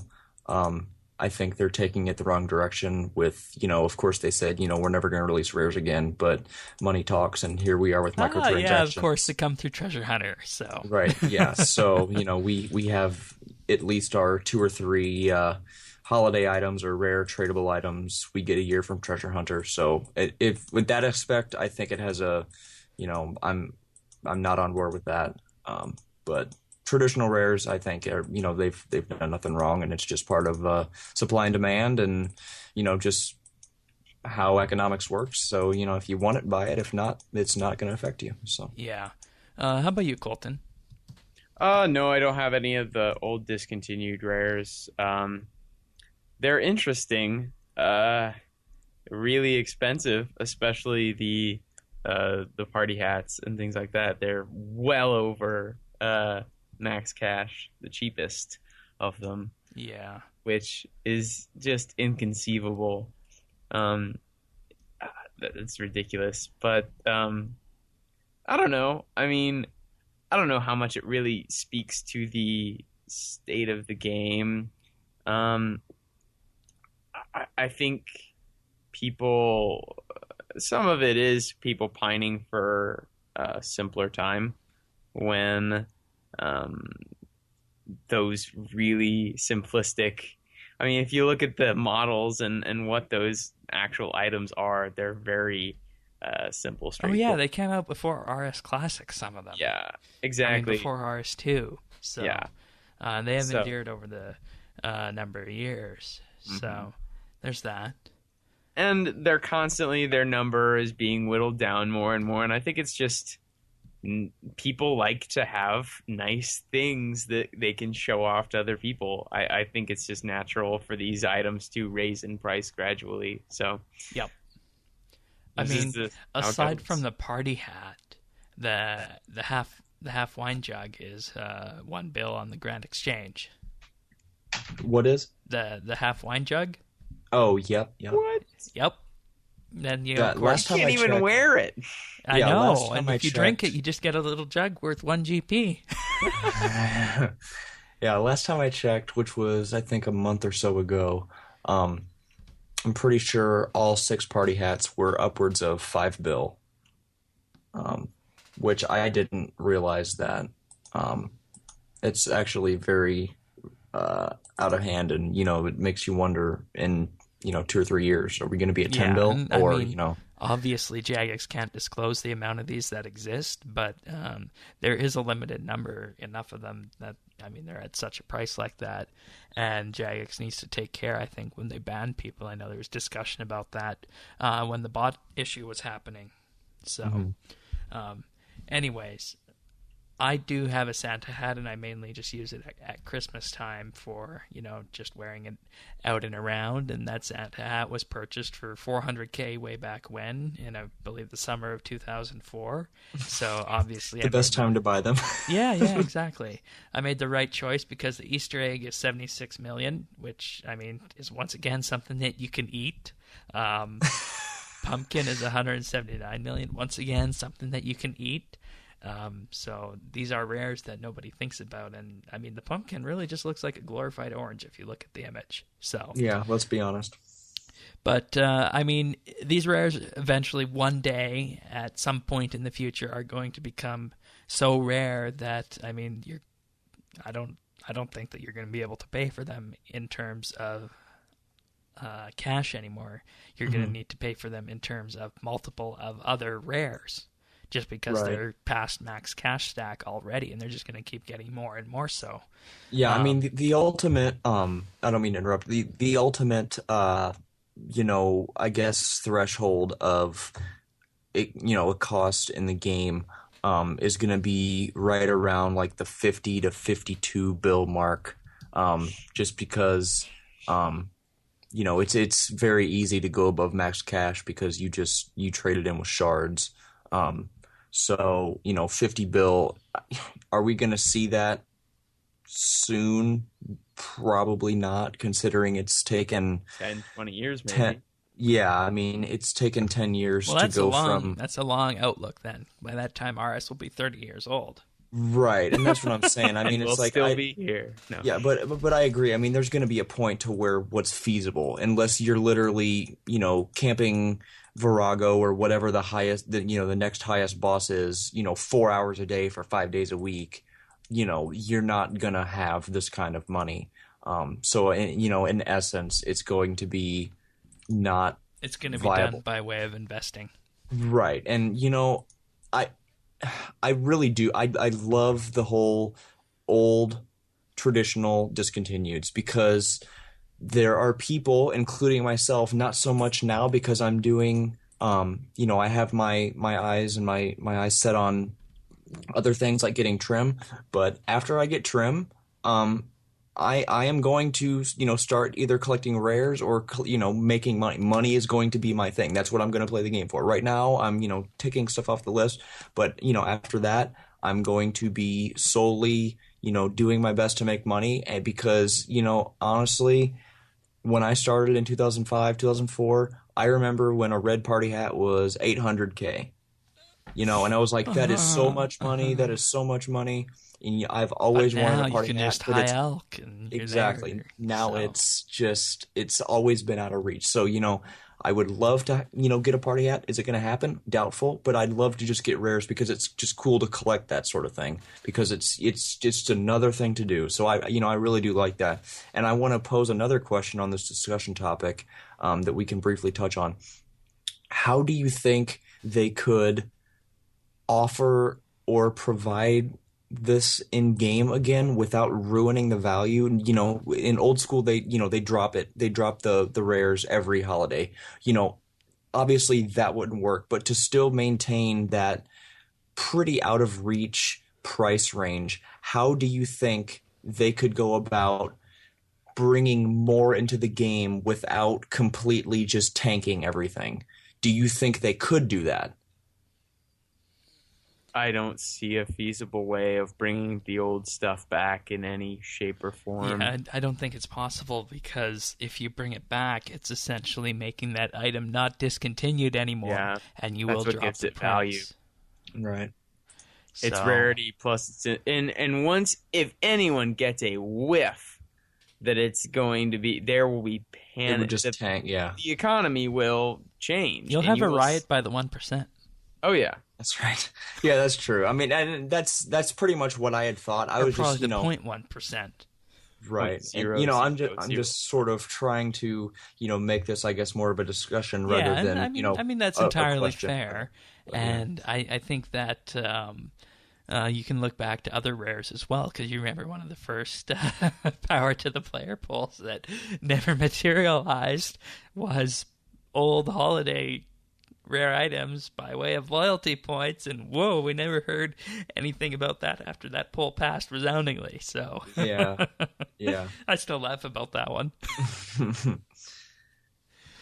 So yeah, but I mean, if anyone out there wants to give me a white party hat, I will definitely give you compensation for it. Absolutely. No, okay, so here's another one.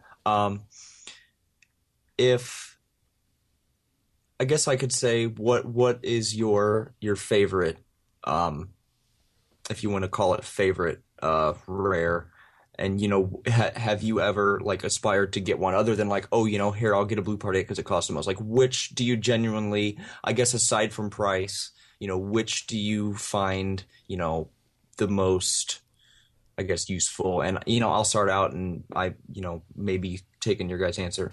But I mean, I've like I said, I've always liked party hats. It's a status symbol. I remember buying a dragon chain back before the GE came out. Obviously there was Barrow's armor. There was plenty of better armor out there, but I liked the dragon chain because it was a way to show off that I had made a lot of money. It was sort of like, I get to wear my achievement type of thing. So that's why I've always liked party hats. I always kind of found the Easter egg and pumpkin to be, well, silly. Yeah, it's like they sit in the bank and nobody sees it.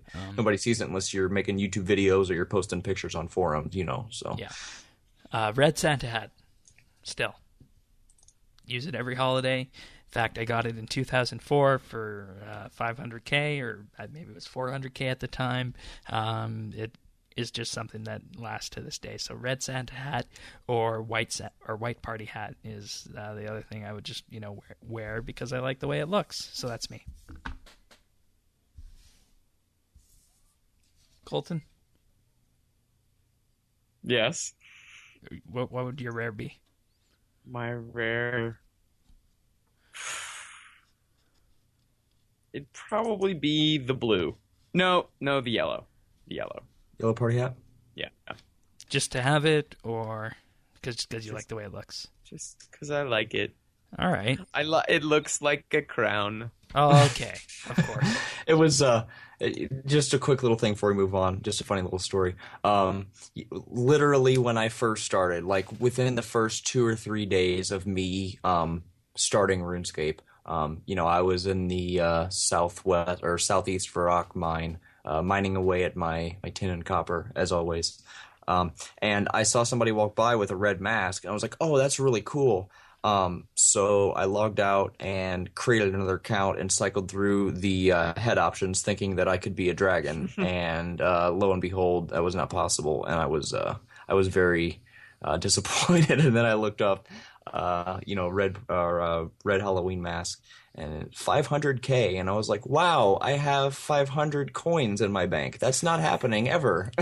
So I just continued on my way, mining up to iron and, just going on my merry way of RuneScape. And here we are 11 and a half years later and still don't have one. Oh. So.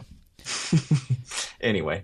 Alrighty. Well, thank you for the questions and discussion topic, everyone. If you want to send questions or topics in, email questions@rsbnb.com. We take attachments there if you want to send an audio question, or you can leave us a voicemail or text us at 571-57BNB, which is 571-572-2632.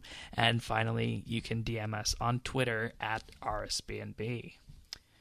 So, on to tech news right now. Any Nintendo fans in this audience? I started with Nintendo. I wouldn't say it's my console of choice at the current point in time, but yeah, I have nothing against them. Alrighty. Well, next year, it appears as though in March of 2017, Nintendo will be launching a new console called the NX, and probably that's just a code name at this point, but this is, of course, going to be a generation after the Wii U, and it's going to time and place with the release of the new Legend of Zelda game. I think that's very good marketing standpoint because, maybe it's just me, but I feel like the NX has been like in the rumor mill for like 2 or 3 years now. We were talking about NX before they even announced like Wii U because they thought NX was going to be after the Wii, and it was kind of like the Wii U, and everybody was like, what? Yeah, and I know a lot of people, like I have a few friends that are diehard Zelda fans. And I think just overall, Zelda is quite the Nintendo defining series as well. So I think that's really, really nice to pair those up, and I think that'll do very well for them with sales. Yeah, so. And I mean, of course, at this time, the Wii U has only sold 12.2 million units since 2012, and of course that's way back behind the Xbox One and PS4.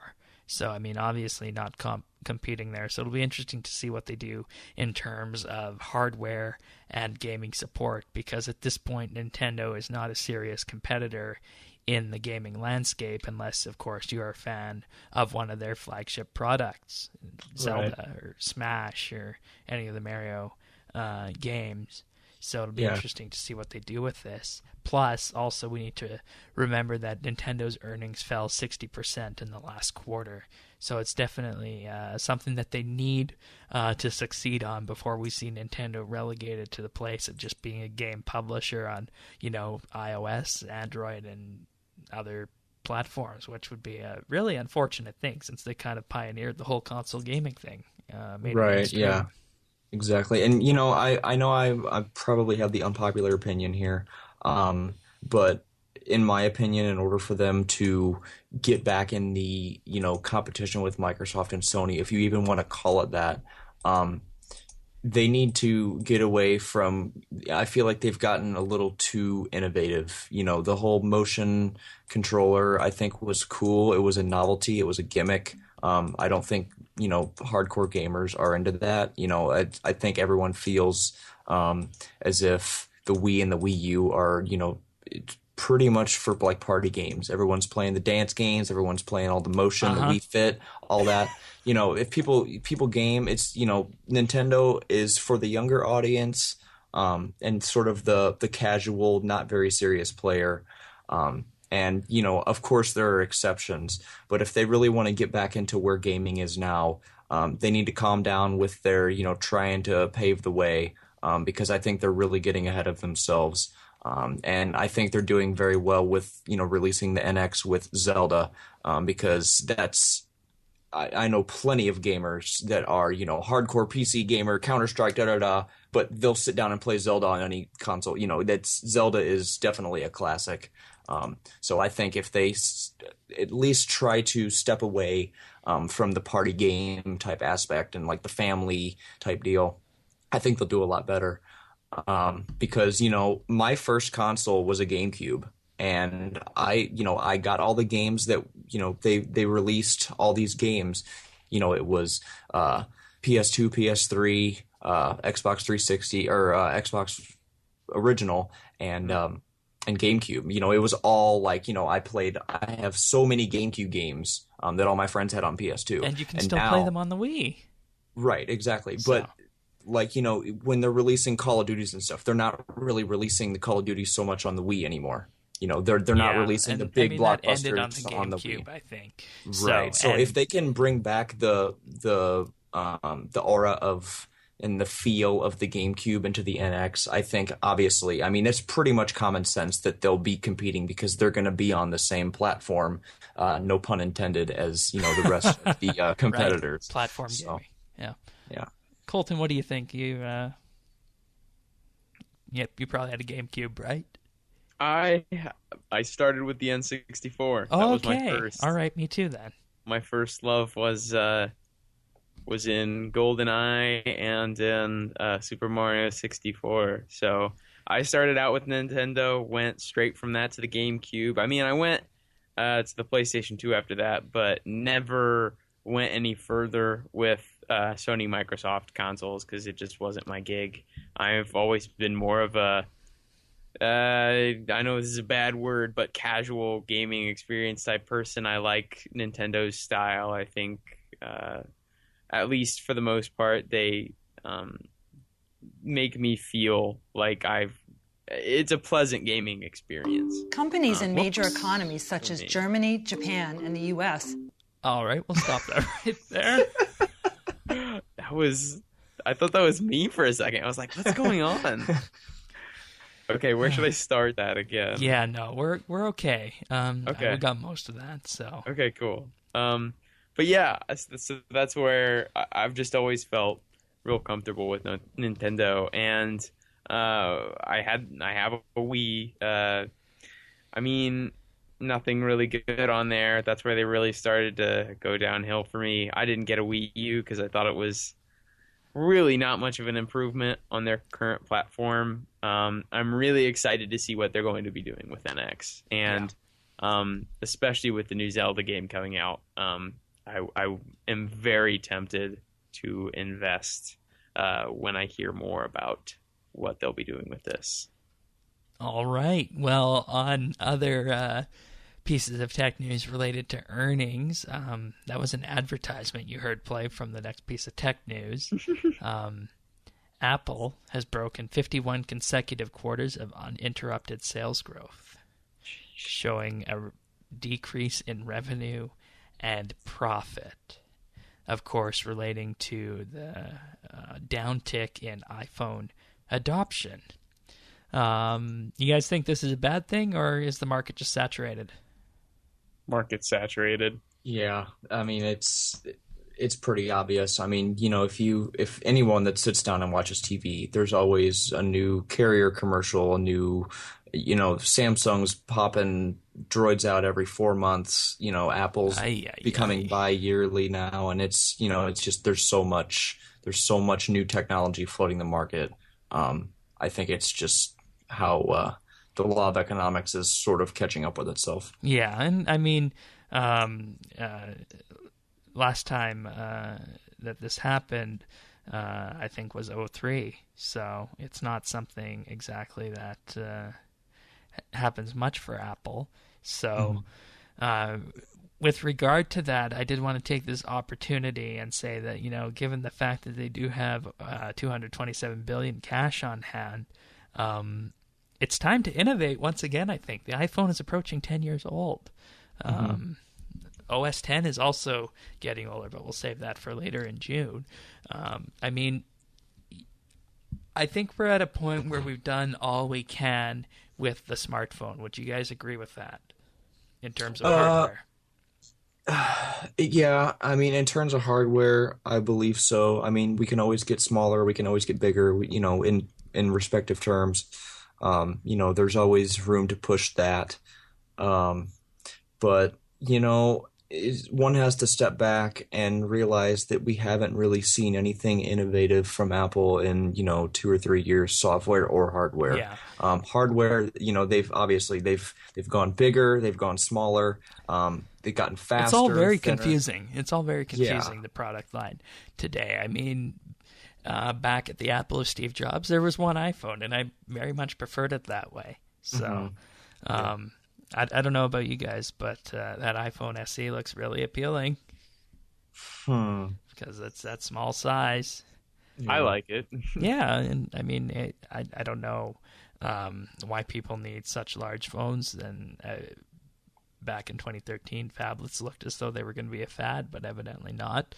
And I mean, Apple can do this, and it all comes down to where do we go next for the innovation, and what will people use. And I think you start the innovation with software this time around, because when you think about it, you can do haptic technology with the Force Touch screen, and you got such small devices that have day-long battery life, at least, if not longer.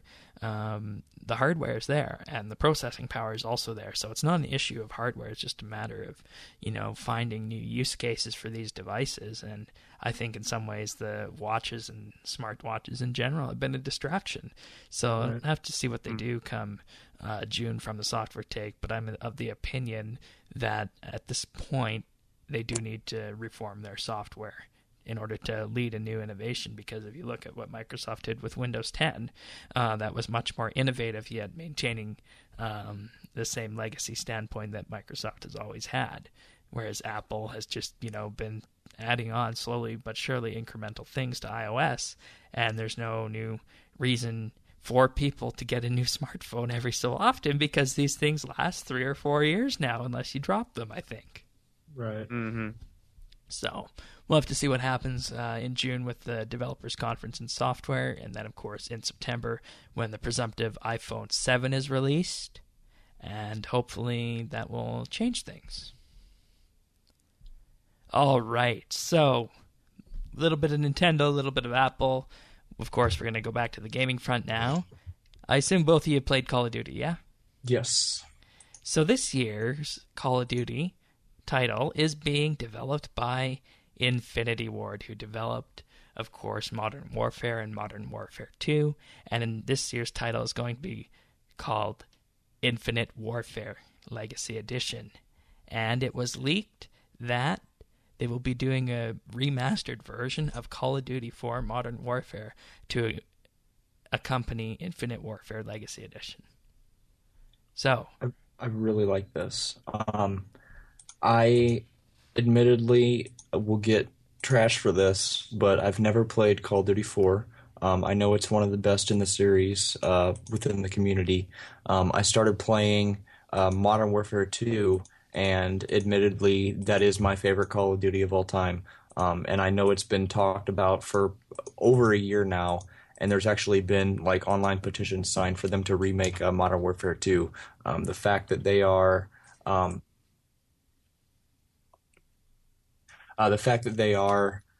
remaking Call of Duty 4, I think, is the stepping stone, and I hope, I have my fingers crossed that they'll be doing Modern Warfare 2, because I know that the reception of this is going to be overwhelmingly positive, including myself, just knowing that it's on their plate and they're working towards it. I think this is really nice, and rather than just beating the hell out of a dead horse like they have been doing, just cranking these out every year, it's nice to know that they're still sort of moving forward, but they're not forgetting where they came from and what got them started, and appealing to that crowd as well. So they're really killing two birds with one stone, and I think that's an excellent strategy from a marketing standpoint. And just with PR and getting more people back into it. So it's like, hey, I bought this so I can play Call of Duty 4 remaster, but now that I'm here, I might as well play this. So I mean, they're getting both crowds back in, kind of similar how Jagex did with Old School, but we're not going to get into that. So. Okay, and of course, the Call of Duty 4 potential remaster. Widely said is the best Call of Duty out there, because Modern Warfare 2 took it a bit too far with various things, but that's a topic for another podcast probably.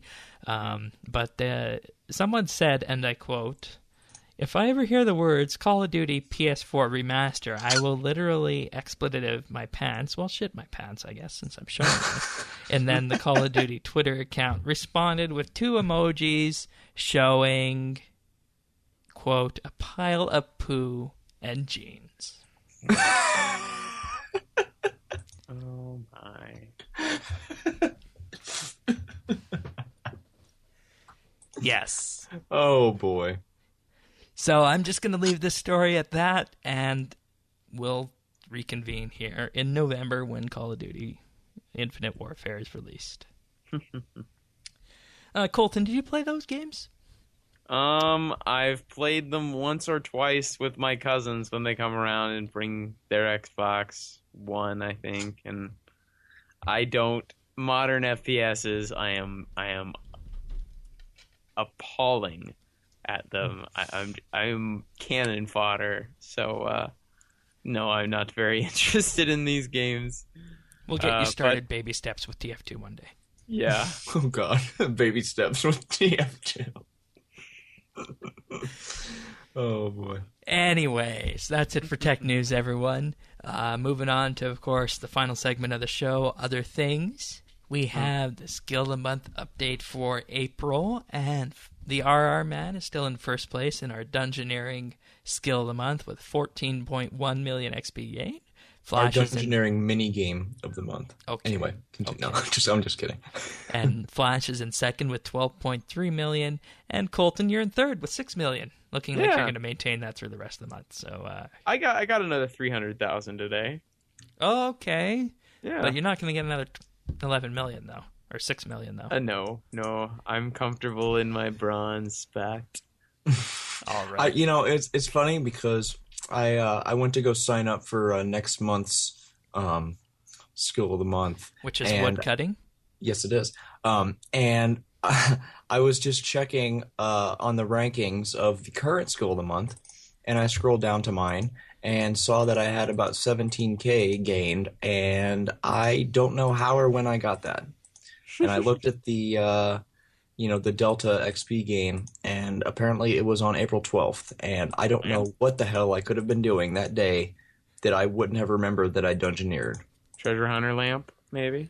I put all of my I put all of my lamps that I can choose into divination, so I'm kind of stumped as to why I got. Maybe it was a dungeoneering lamp, like. It might have been. You just. No, I think you're right, because I think April 12th was the probably the time that they had that overpowered runecrafting thing, and I figured I'd just spend all the keys that I'd earned from quests on that to check it out. So I think you're right. I think it was a lamp that I just sort of mindlessly redeemed. So okay, anyway, the mystery is over. Now I'm now I can go to sleep at night. All right. Well, as we mentioned, it is also the woodcutting skill of the month, so you do need an RSBNB forum account for that. So just sign up, rsbnb.com/forums if you want to compete. Then go to rsbnb.com/skotm, and you can sign up for the May woodcutting skill of the month.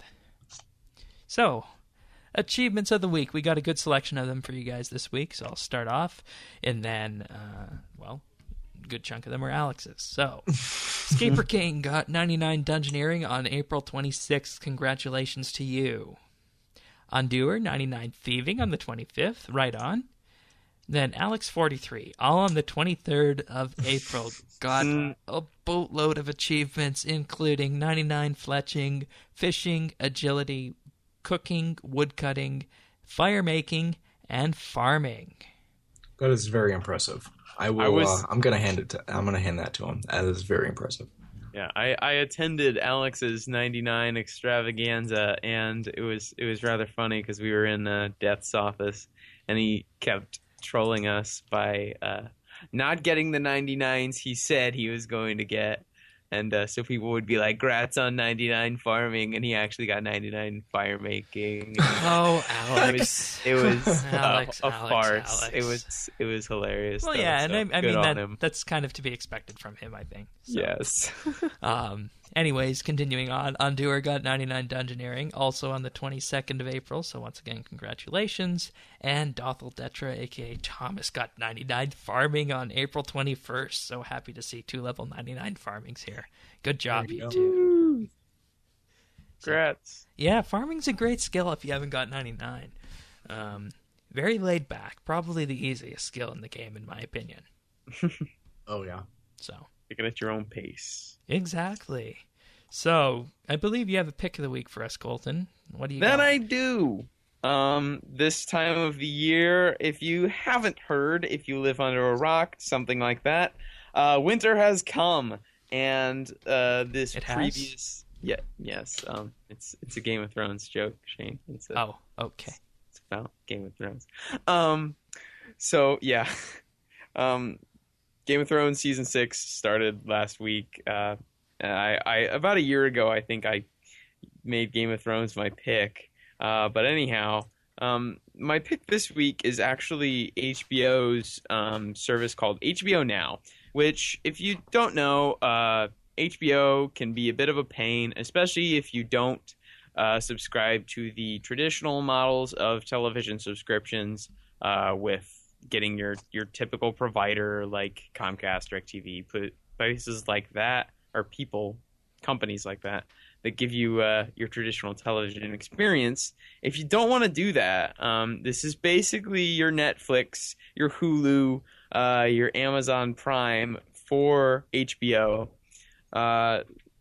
This last week during the launch of Game of Thrones was not the best example because they had so much traffic that it wasn't working, but hopefully they get the kinks worked out because they've been offering this service. It's I believe it's $14.99 a month. It's only available, I think, in the U.S. I just looked that up on their website. Yeah, in the U.S. and like Puerto Rico. Basically, if you're within the U.S. United States boundaries, this is great. Unfortunately, it's not spread to Canada or anywhere else on the continent or beyond yet, but it's bound to eventually because it seems to be doing very, very well for them.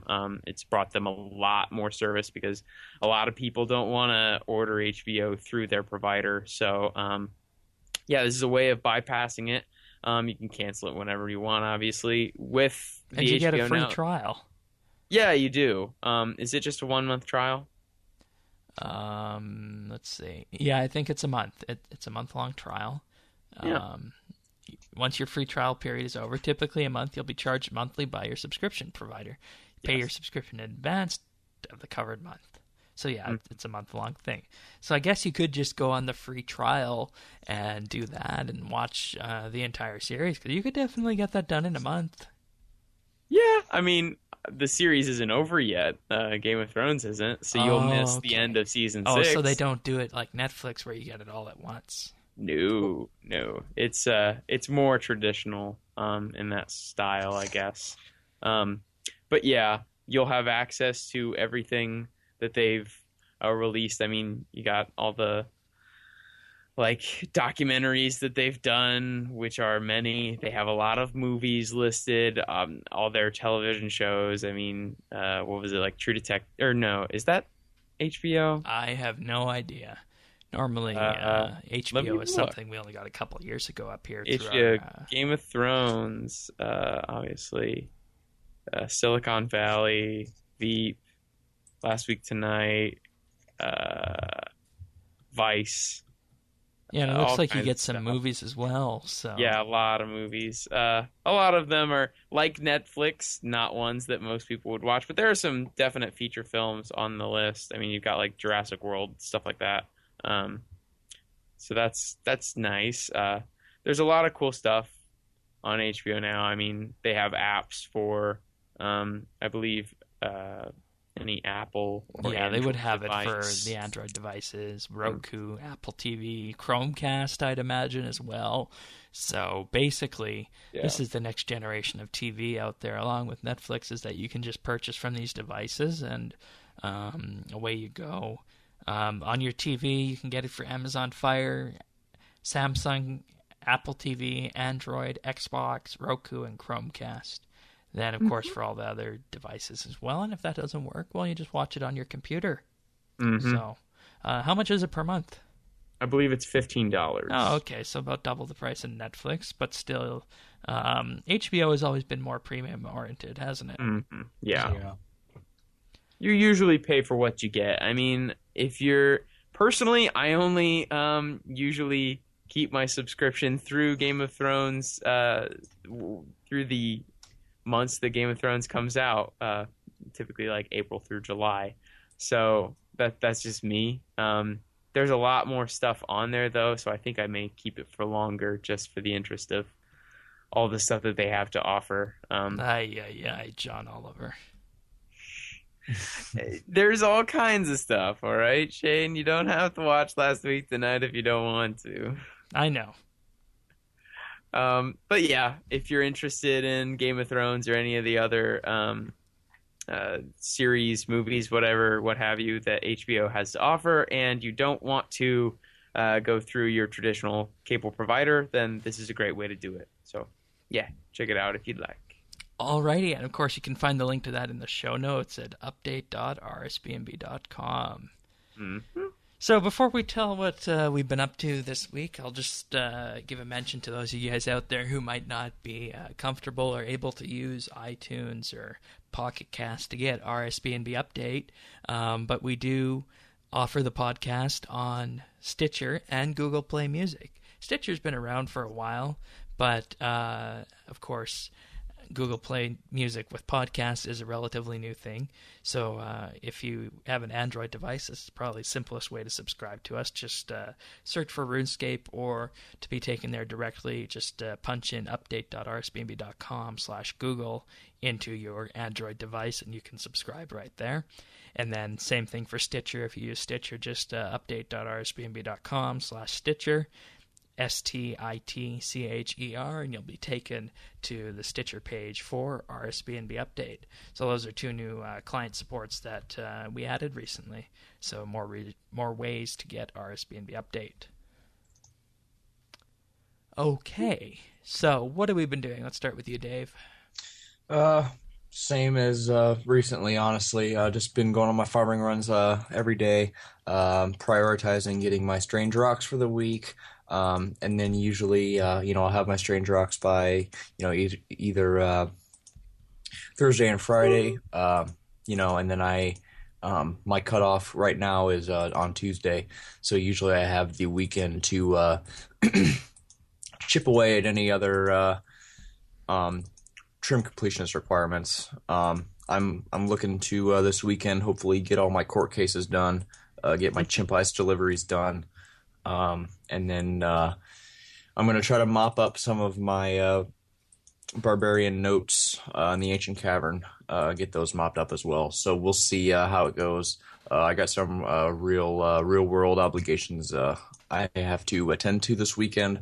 So whenever I can get some time, I'll be seeing what I can do. But yeah, as always, just sort of chipping away at Trim Completionist. Prioritizing my dailies, doing my Reaver tasks and stuff like that. So anyway, that's pretty much my outlook on, or my little view of what I've been doing in games. So. All right, and how about you, Colton? Just normal stuff on RuneScape. Just been, I got 90 invention, so that's nice. Don't know if I'm gonna go for 99. I just wanted to have all 90s back, so it's nice to be back there. So I've been going back to the elite clue scroll grinding and just things like that. Obviously, the quest, that was a big thing in my week, so that was fun. Real life, just I'm today, as of recording, a month out from my wedding. So that's all coming really fast. I move into the new place in a week and a half. Just life happening at the speed of light, as it always does. So, yeah, that's been my weeks. All right. As for me on RuneScape, got 56 invention. 56. It's at the point where one siphon no longer gets me a level, which is kind of unfortunate. So I'm doing crystal trees still. I'm still undecided if that's going to be the way I'm going to continue going forward. Part of me thinks I should just do magics and slog it out no matter how long it takes. But and there's also a part of me that says, oh, let's use the Sun Spear and go train ranged. So I don't know. I honestly am not sure. So it's going to be one of those three things, either the wood cutting with crystals, magic, or the Sun Spear with range, now that we have that option. But aside from that, on RS, just been trying to think of a innovative way that I can satisfy the material requirement for invention and train Herblore at the same time. When perking looked like it was going to be a good thing for invention, it looked as though doing adrenaline potions was going to be good and then disassembling those. But as we all know, perking got nerfed pretty hard, so I'm not sure if there's anything in invention that can use the requirements or the materials from a potion vial. I don't think. I'm not sure. So that's what I'm looking into currently. So we'll have to see what happens with that. But aside from that, not too much. I don't think there's anything else to say. We have gone kind of long, but as we say, the rule is that we can go long for quest weeks. So exactly. That is A-okay. Thank you, Colton, for joining us for the quest. Always fun. A pleasure to be back. And, of course, Dave and I will be back next week for whatever JX brings us into May. So until then, thank you for sharing your time with us, and we'll see you next week. See ya. Farewell.